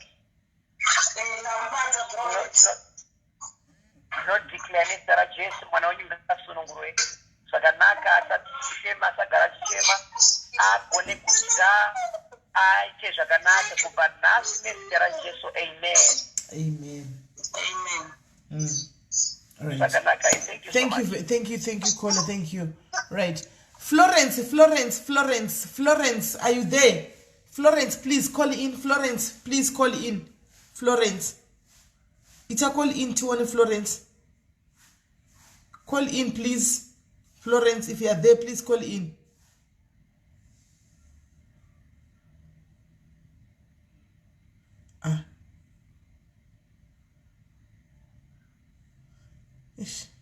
Mendometer say. Asenda ke message ari papa absenda message up. Florence, I'm waiting for you. Number dzakapinwa apo idzo. Isa code ufone. Florence, number dzakapinwa apo isa code ufone. Isa code ufone. That's the only way you can talk to the prophet. And it Angela message I've never called on Facebook before. Yes, it's a start. You are starting today.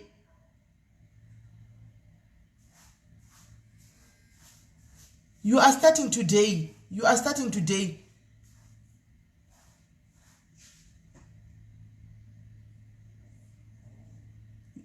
You are starting today. Phone number dzakapinwa apo idzo. Ibva wafona. Asitoji understand my sister tunenge kusora mbofona pa live kana chi. But kana une dambudziko rakufona zvisi zvingoita vamwe. Usanyare vanhu vana denga kana gena kana poreso yavanokupa ndovanotokuroyai vanhu. Saka phone my sister and talk to the prophet. Phone and talk to the prophet. Ukaona uchiri kuningirira kutya kuti anzi vanhu anzodai ye ndakazodai sati wane dambudziko. Kana wane dambudziko chairo ka autombotarisi zvemunhu because uri kutsvaga zvauri kutsvaga ndiwo unoziya. Munhu utanokuitira kana kupa chiyana kudika, people they just talk. Zvatopera. Whether with facts or no facts, they just talk what they want. You do tsvaga batsiro, tsvaga raramo zvauri kutsvaga ndiwo unozviziva. Talk to the prophet. Usanyare vanhu. Kuna chinzi munhu yaugamuchire Jesu naisaichena muponesi wako yaugamuchire Jesu yautendeuke yaupepenya kwa kuna Kristu kwa indonyara vanhu vanokundiona munda muneshama dzangu muchechi ndivane chigedenga ravanokuisa kana gena ravanokuisa havana life yako it's between you and your God. Go and sort out your life with God. Fona itinzwe alright aripiwa nikikiri Florence aripiwa code fona Florence guys do not call pa number dzisina kupinwa. Don't call pa number dzisina kupinwa. Number dzakapinwa ndidzo dzakapinwa hapo idzo.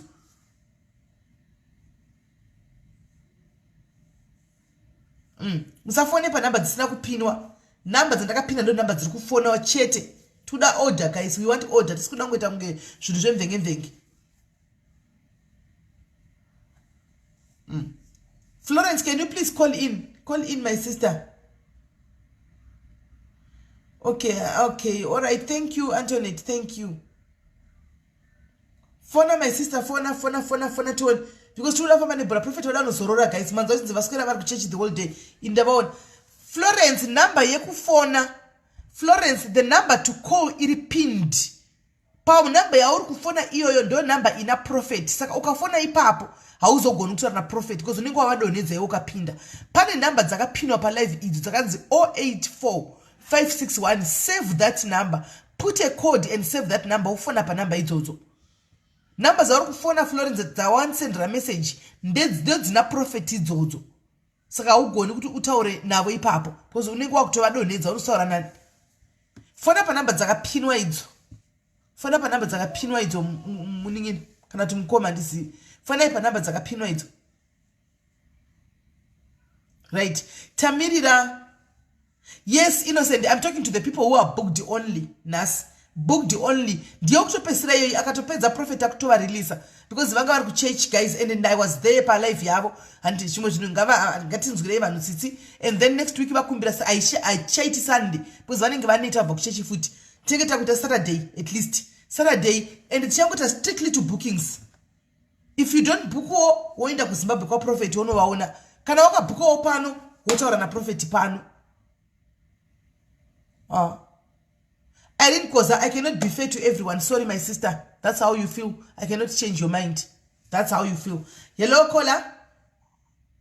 Hello, hi, SIS MELLY. Murise say, my sister. Mucha, Right, talk to the prophet. Mapinda manji. okay, prophet has not Okay. Right. Anza andinangu zvakawanda ndachikumbira kuti ndinamatirwe ndikutsvaga umbereko aritsvaga mwana.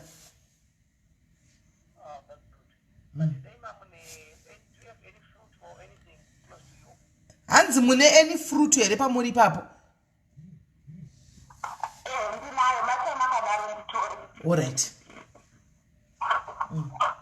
That's the way to go, Sissy Floaty.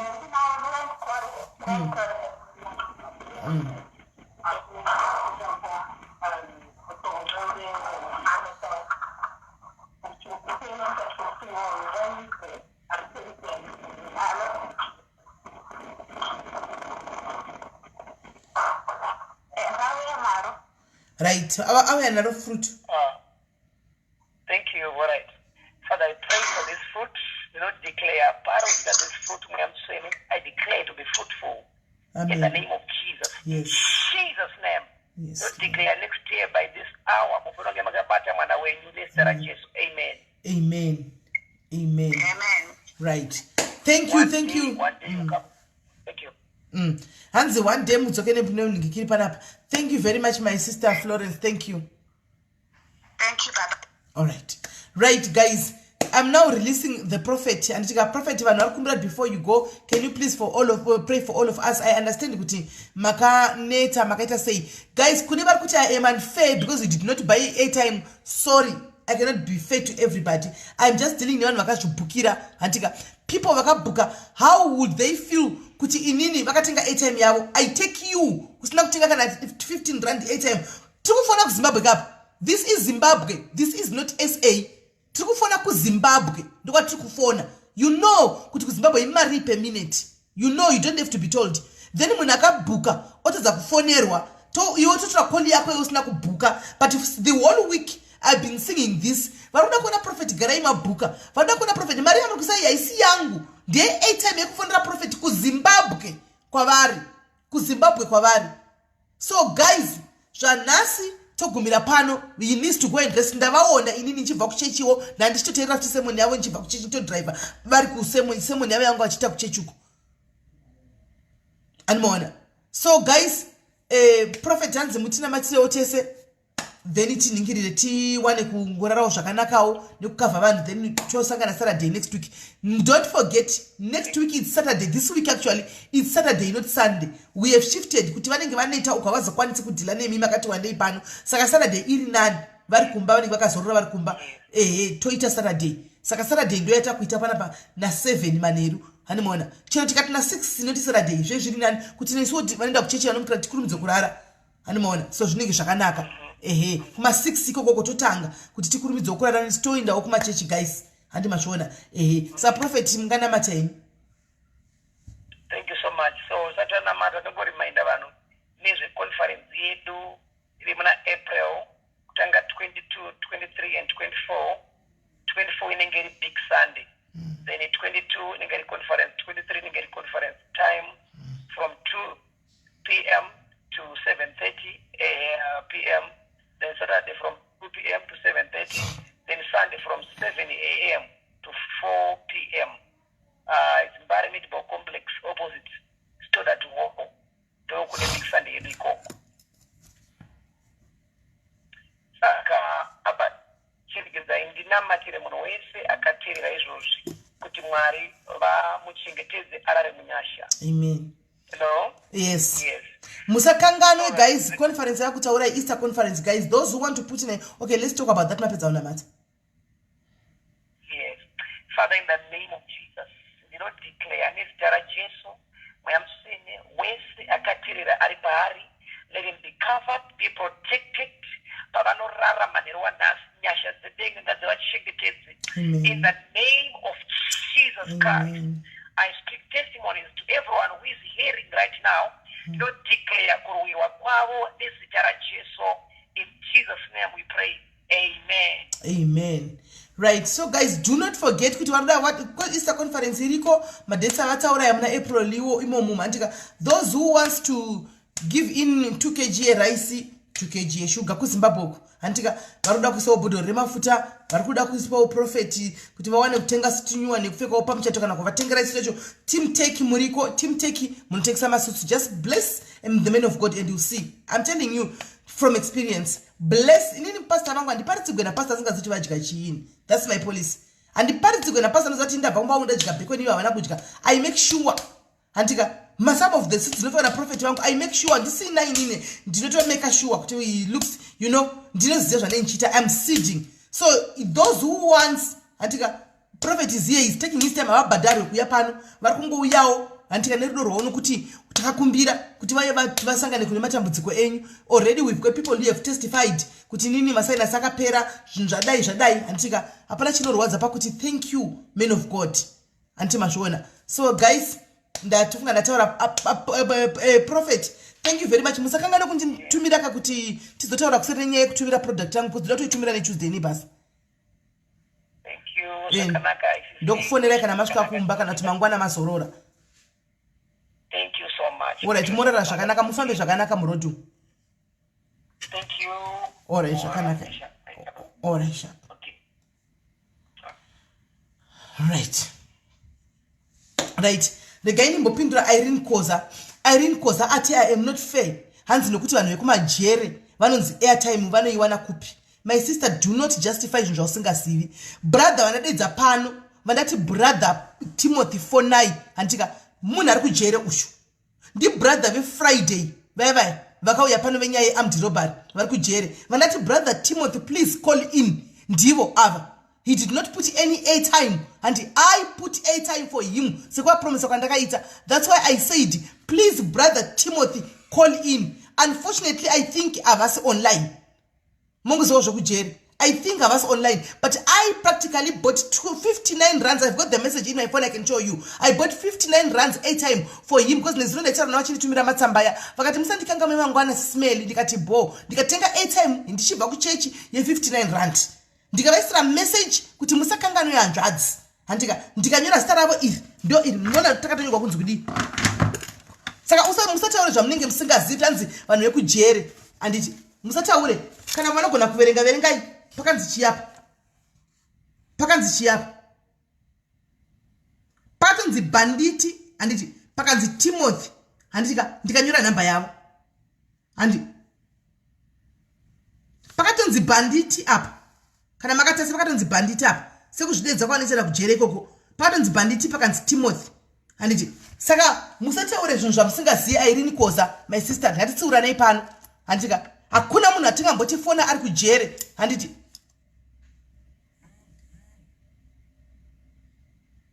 kana nchiti call in newe, kana nchiti call in anofona sei newe wasina airtime. Handiti vanhu vari kufona anofona pa WhatsApp nai. Handiti vanhu vari kufona anofona pa WhatsApp calling newe. Vanhu vanofona pa WhatsApp calling. Hafoni direct kwandiri anokola ini neWhatsApp. Handiti saka ndambokubvunza nai Irene Koza. Kongochidati vadiyo right ndambobvunza wangochiti zvitwe sei? Ndiwachiti zvitwe sei? Kuti iwo chindipa airtime iwewe right tivape. Wachiti zvitwe sei? I want to ask. You are talking about Timothy handiti.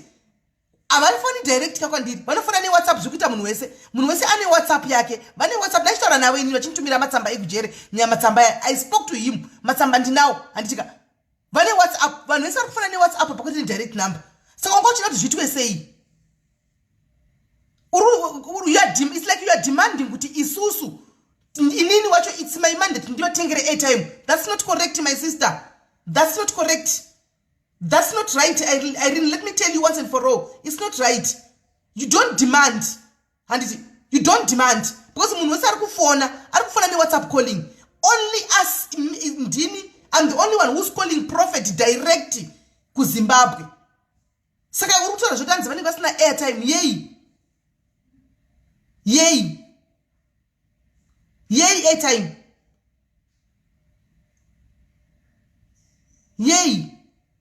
Airtime yam koma Timothy yavari kuda pandei. Ndiye airtime koma Timothy because isu tistofonera Prophet ku Zimbabwe ne airtime. Ava vamwe vese ma WhatsApp calling ari kufona apa. That's not right. That's not correct. Zvakaipa. Ndimunozofamba muchibisa mastevan mastritum. It's wrong. It's wrong. Guys, number yamunofona yamunoisa airtime anditika number yamunoisa airtime. Okay, pane ari kufona maybe ane testimony regaitinzwe. Call hello. Hello. Masora say call. Yes, muri say. Mushe. I'm asking for a favor. My mom is partially sighted, so I want to put top up with the mobile phone in London. So if I can top up with mobile phone kana Prophet next week. Kufonera mama ku London. Nchakuisira top up. I'm in Birmingham. Here she's in London, so she can't really dial. Kufonera. Vane WhatsApp. Avana WhatsApp, vane landline. Saka chakuisira top up yakakwana kunzi muvataure navo linke up kuna Prophet. Alright. Alright, sani ndofuna kubva kuno kuenda ku London direct ko. Haidhuri aniti? Alright. Handizivi kuti mari ndaitira kuadvise yenyu kunzi mari. Handizivi kuti kubva kuno kufuna kuno na diaspora uko handizozivi. Ndoziva kuna na Zimbabwe. Alright, ncha fair then ndokufonera ndokubata kunamba iyi. Alright. Aiwa noti pa number iyi. Noti iyi. Ine pa show chete. Nondibata pa 064. Okay. 064 895 4837 895 064 895 084 064 895 4837 064 895 4837. Yes. Alright. Alright, thank you very much. Alright, sharp. Right. Guys, tine zvandigati taiso o handitika 0 gati pana mnapina number. Ndi kupi number 8948483. Yes. Number iyo yanyogwana renika iyo. Number yakapinwa hapo iyo. Number yakapinwa hapo iyo. Ndio number yamunisa airtime guys. Tanga isai airtime yenyu kutanga ne Friday. Guys, musaisa airtime yenyu kana ku Saturday makuseni. Musaisa airtime pakati apa kumasuroko. Isai airtime Saturday makuseni because tawiri Saturday kuma 6 aniti. Saka mimi airtime chitenga imotenga airtime kuma kuseni Saturday mutumira ndonyora pasi nesta rako. Wotenga airtime yako osenda nesta rako ndonyora pasi. Ati mashona. Saka Saturday makuseni zita rako wotenga airtime yako oposta musaisa before.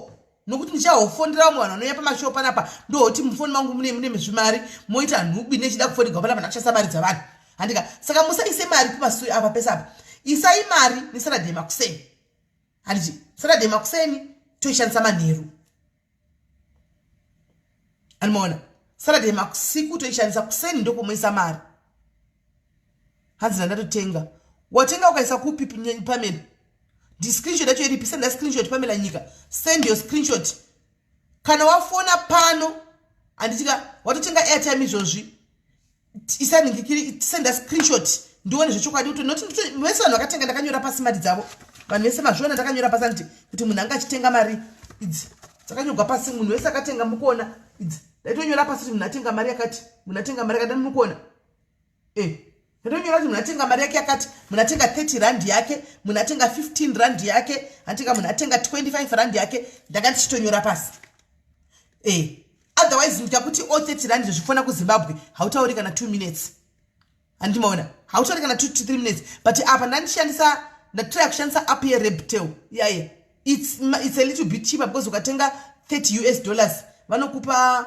100 minutes unoona but munozoona nouya futi panapa handimaona vanouyawo pano munhu obva takataura nyaya dzake ndisana ndichiti munhu taura nyaya yako ka1 kana une former problems chibva wangomataura ka1 kuti dambudziko rangu rakati kwete kuti prophet wapedza kunamata kuti ndine rimwe futi dambudziko handimaona because maminutes anenge achingofamba handimaona anenge achingodliwa maminutes achingodliwa achingoinda hazina chiera takaisa last week sure alright chiera moku yes kuPayPal ndoitondo because ndotenga nePayPal inini kana ndichitenga kuRebtel ndotenga nePayPal saka PayPal inoita futi chiera wacho kana wakaisa uya nescreenshot yako ndicharidza ndinyore mutione kuti zvakafamba sei probably pane pasina mari yacho but zvatove kwandiri munoona ndo panchizoti panonetsa ipapo nenyaya kuti panenge pasiri organized tikaorganize zvedu zvakanaka andimaona zvinhu zvedu zvinoita zvakanaka onani zvanhasi zvafamba zvakanaka no hustle nothing next week Saturday vati vanenge vari pamba vanako vanoenda takaita kana 15 kana 20 people munochovhiwa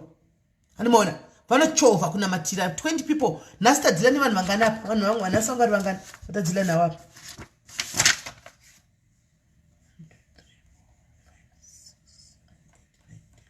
nhasi tadzila nevanhu 11 chete tadzila navo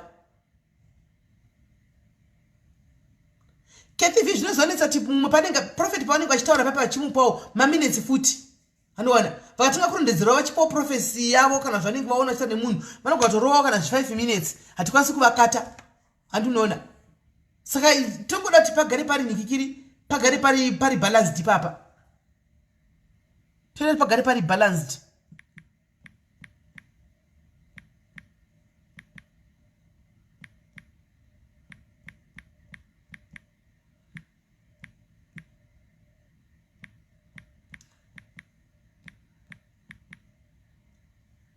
iyi ndiyo PayPal nikikiri iyi ndiyo PayPal iyo yandanyorapo iyo ndiyo PayPal iyo yandakanyorapo iyo ndiyo PayPal. Thank you Sisi Brit, thank you very much Sisi Brit. Ndibatei ndonyora namba pamberi saka pane munhu wanchiti watisina kuwana apa brother Timothy watichatanga naye next week. Brother Timothy havana kubatika andika saka I'll start by calling him again next week.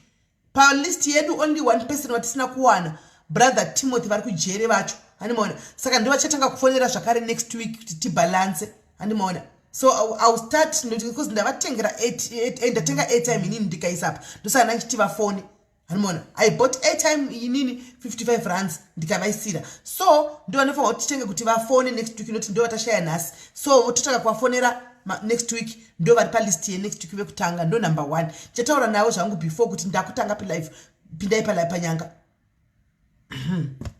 anditika network iVodacom network ari kuZimbabwe ingwendai kuma offices kwavo vari kuZimbabwe ingwendai munosangana navo kuvari kuZimbabwe please just go save time ingwendai munosangana navo kune vari kuZimbabwe tikungobhukisa guys kana usina kubhukawo hatingodaro kasi kana mari ikasarawo kune vasinawo vaya togona kuzoakomodhita but tambotanga navanhu vakabvisa mari dzavo animazviona kuti zvitefe ende guys ka musanditire hasha mucomment section vedu we kana ndiriwo pano ina hamusi kundibhadhara kuita zvinhu izvi you're not paying me handika kuti ndikutaurirei nditsvage prophet ndiye navo pano ndikukumbirire ndidini you are not paying me guys saka musazonditira hasha ndakutozva kuti you are not fair Simeli, you are not this, you are not this. You are not paying me guys, you are not paying me. I'm doing this out of my own goodwill nokuziva kuti tine nhamo.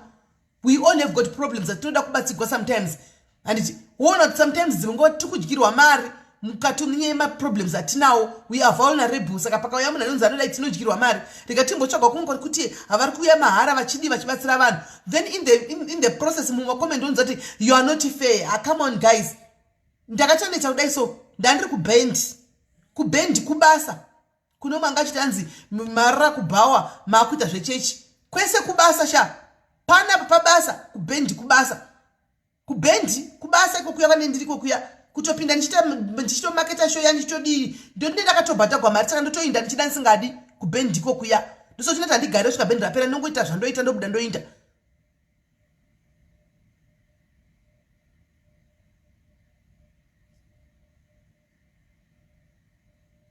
Priscilla, Maria munobvisa ndeye airtime chete YaProphet yekuti tifonere prophet because vari kuZimbabwe isu tiri kuSA. Anti uri kunzwa? Hakuna mari inobviswa. Tobvisa mari yekuti fonera prophet chete.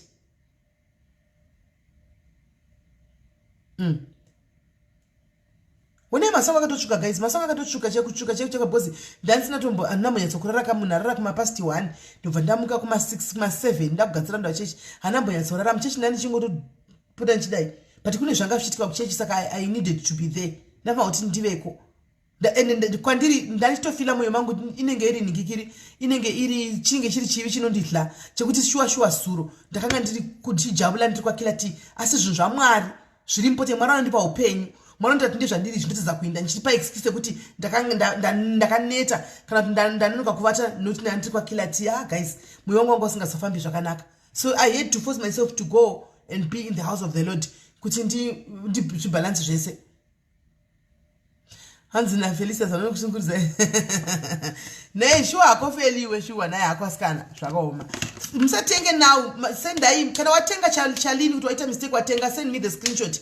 Andika send me the screenshot zvatoitika send me the screenshot. Kana isina kuloadwa airtime and load. Ndoichengeta yakadaro ndozoiload Saturday makuseni. I'm not going to load it into my phone. Ndoichengeta yakadaro then Saturday toita. Andika kune wewe vasina makadhe kubank time is moving guys TikTok. Kuzima ina niyezoziva kuti hanzi kupi kwamai musonzi house hanzi mai musonzi building hamunondi papi shalindro afa unisendere screenshot kuseri kana isati yalodwa ndiilodi ndoisi yakadaro ani maona vanhu zvavati kwatakabhadharisa mari yeairtime nasimiri vaidla mari dzavanhu unovaziva vanhu vatemaniti airtime ndekufana kuZimbabwe but mumastreets umu kune kwetisimira vaidla vanhu mari vari kuti ndipei mari kuri kuiswa maairtime kwete mari and airtime handikwanisi kuitengesa kunozonzi kwai ndakamboenda kwikwaimba uda kutengesa mauche namunhu ndaitengesera saka vaiva kuda mablack card vaivaya guys mablack card aripo TikTok time is moving home affairs manje inenge yakugara ibhamba handika mabank anenge akugara bhamba kubloka maaccounts card iri makadzi aya handika ndomune pin yako ndomune everything card iri gara une card rako shandisa kuti iri tora tenga card uri activate tenga kuisa mari yako mu account kana ungaone mari dzako dziri na FNB Standard Bank Capitec kupi panoti October you remove your money you put your money into this bank panovhara ma accounts yo mari yako wabvisa because vanozati vakavharira mari yako mukati avakupi vanoti nonoene payment nyuwani ndo madhira vanota dzimwe mari wewe bank vakavhara vabloka account yako hakusina mari chabuda vanenge vakuti huya neimwe nhikikiri neimwe payment nyuwani iwe pamuntu unoiwanepi ninge wanepi zvidhura iko zvino musatomboisa henyu muchina kumabhengi because mabhengi ese ave nemasikana mabhengi ave nemasikana zvinonoskanwa mukati ikabada chidhura unotuzosungwa nefraud hanimaona saka musazoisa henyu mazvidhura zvebhengi zvacho moti kwai mari yakavharigwa ndesachidhura chepemi ndakunda nacho unosvikobatwa pati because vane masikana they scan now handi muri kunzwa hanzi ndakakwisira liya panamba ipi which number liya tunobuwandigwa kaini plus kukura ofunga dzandachitisa including Korea ndikusenda neAramax kuti neKorea gai chete zvana Pep Store dzenyidzi andisi kusenda nePep Store inorasa zvinhu andika saka card iri rate 100 rand Korea i100 rand hapana extra mozviziva maKorea is 100 rand zvo zvamunoziva Postnet Korea gai Aramax is 100 rand card iro pacharawo 100 rand zvimwe zvese unoita nefoni yako unoactivate nefoni yako wodi Julie uya ku WhatsApp tone +64 chiwachi chera ndisendisi na uyiona message yako unaona saka tengai makadhi guys garai mave nemakadzi ndokuti chazokuya uchidzai mberi uko munenge makudzoka pane makuti SIS MELLY tidaiti atikwanisi kuexpose FNB guys kana kuexpose Capitec kana kuexpose ndokuti tiri munyika mavo toexpose chiti kudi nokuti marights avo iwe ingoita kugara kuti zvinhu zviri right hanzi Korea kuinosvika here inosvika magi as long as kune address inosvika haisviki kusina address chete kusina address vanogara vakurambira kuti hatindi koko asi kana kuine address chete inosvika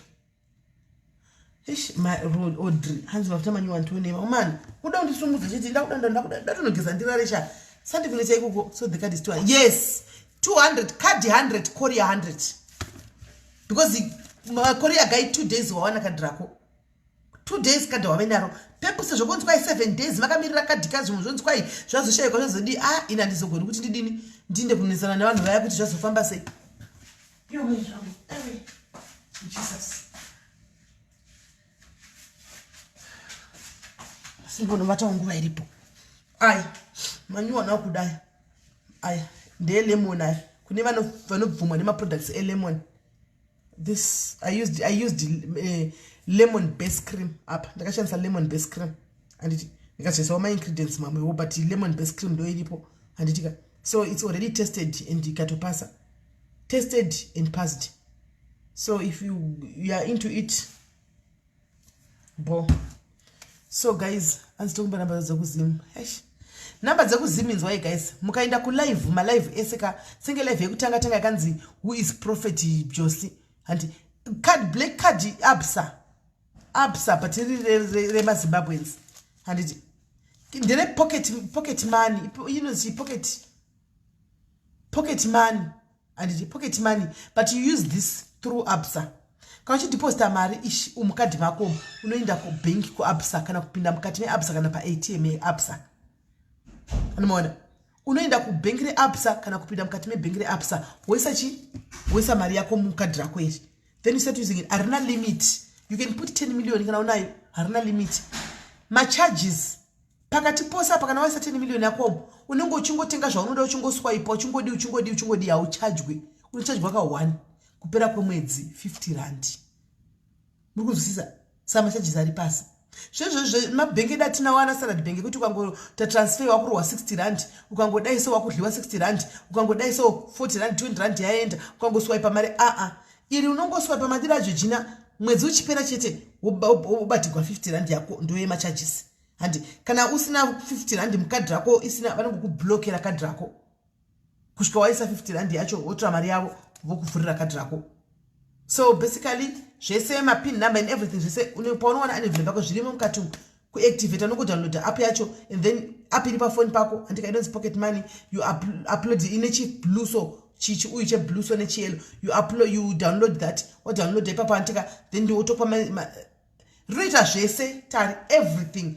EFT rinoita unotenga ticket rako rebhazi kuenda kuZimbabwe nekadhiri, unotenga ticket rako rendege kuenda kuZimbabwe nekadhiri, unobhadhira dhishi rako nekadhiri, rumba mako unotenga magetsi nekadhiri, unobhadhira polisi yako yezororo nekadhiri, unoenda kudla kurestaurant uchiswipe nekadhiri. Andika ukaenda kuZimbabwe unogona kuenda na Pick and Pay nekadhiri, unotenga uswipe nekadhiri. Ukaenda kuna ma ATM kuna borrowed wire anobudisa mari aya, kuna borrowed wire unogona kubudisa mari anti mashoda nekadhiri. Asi kwete zvimwe ma ATM hangu zara mutana asingabudisi mari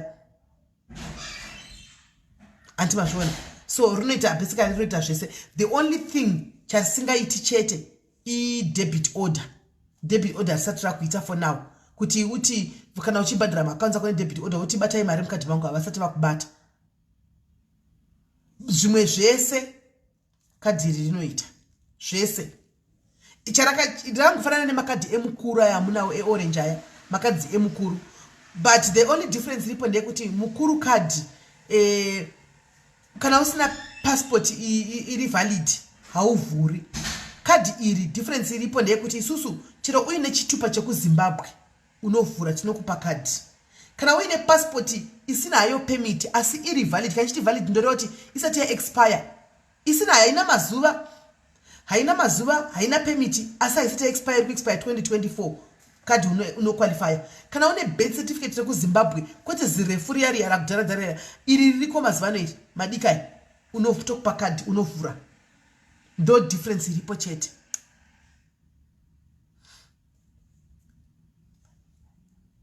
Kapi futi kana unhuhwirira kaya kakutaura iwe kapi futi. Charges 50 rand only per month. Ndomupeshe. It's only 50 rand per month. 50 rand per month. Ndoma charges. So ndo zvanaida ndikudze guys. Saka tobatana chirega indiwo anzi number dzawo. Ruvarashe ukadzokera pama live edu yepa diaries tsvaga prophet yakanzi who is Prophet Josi. Pakatenga kuya panapa. Muma comment section makanyorwa 4 numbers dziripo. Pane 4 manamba aripo. Andika unofona manamba iwayo. No, it's okay Irene Koza, it's okay Zvapera, it's okay. It's okay. Remember munhu andikushanda naye 1-on-1. Timothy Koza. Munhu andikutaura naye ndikushanda naye 1-on-1. Hapana pandingamusiya achilangwisha ariko izotana ngona kuwana rubatsiro. Remember I talked to him 1-on-1. Antu washona. Munhu anditaura naye ndinasi zuro. vachinitumira tsamba dzandataura panapa kuti tsamba ndapiwa guys, tsamba dziya dzemubhanditi wokufa ndapiwa, ndataura wanditanga show. Katsamba ndaanadzo tichatsvaga dhei rekuti tiye kuzoverenga tsamba idzi pano muhwiririre zviri mutsamba, mutsamba makatakura zvinorema. Ndataura wanditanga life pano, but it's fine my sister, it's okay, it was a misunderstanding. It was a misunderstanding. Kwa wamai ava vane murume wavo vari kuisirei nikikiri murungu muri kuisirei angry face. Right. Saka ndozvo guys. Tirega tibatane. Tirega ndimbo combine nyaya ya men of God. Men of God apostle ava vari kuita Tinder swindler. Inochi Tinder swindler panyika panapa, pa South Africa panapa, vachitengesa vakadzi zvinhu, vachitora mari bag vachitiza, vonorora kamwana kadiki nemari dzavanhu. So far pane list yevakadzi 25. Stella Prophet asanda kuriburisa, chariburisa ndataura navo. I'll speak to the prophet and take information isenda piwa, ma evidence ma v1 zvisenda piwa, ma picture everything send nazvo. Ndombo mira ntaura na prophet tiwe side of the story. Kana vazoramba tonga tochipisa pano andichika kwanzi na God ngadzokere pano. Kudzokera kumusha ndisiya sipahlo naiwe. Sure God ungaende kumusha ndonewane pikota kumusha. Ndisiye sipahlo. Kudzokera kumusha ndozone mari kudusati lofre chikwata mari kuZimbabwe. Ndisiya yangu sipahlo muno mu 25 rand sipahlo rangu rakakura kudai rinenge rine ma chips pakati, rinenge rine cheese, rinenge rine Russian, rinenge rine lettuce, rinenge rakasikwa nezai racho pakati nezichingwa racho ndichiruma hangu ndichidla kuti kwa ndidzokere ndisiye uyu sipahlo. Mwanzadzika msadareni 2 liter yekukokora muno mita 22 rand. 22 rand sakumadhora iwe. Imari 2 liter kuZimbabwe. Tuno imwepi? Tichaenda idu kumusha tichanonoka. Tichaenda tichanonoka. Ari right to idonyatsa. Tichaenda idu kuZimbabwe tichanonoka. Kusiya guys. Kuno kushoshwa misoma makuseni zvakachipa zvana bacon zvakachipa chipa masai zvakachipa kuno kuZimbabwe kuna guys. Wakuno tuti la chingwa nemuriwo makuseni. Chingwa nemuriwo uya wekovho green wo fry. Tembo zvitla kakuZimbabwe zvinizvi. Muriwo green ya totodla tomusa tina one chingwa. Udzidzokera ikoko kunodla muriwo nechingwa we green nechingwa. Asi anzadzika. Imi anzadza yakada kudaro sei. Musadaro ini. Tichachigona zvokuenda kuchiboraniso. Tichaenda tichanonoka. Poloni kuno tiri kuzvidlira poloni kuno kuchipa. Kudla poloni. Madina kana iri nyama iyi. Nyama imombe takubvambura nyama mai mwana. Toita kubvambura nyama kuno kudze mombe idzi. Dzakachipaka kuno. Kubvambura nyama mai mwana.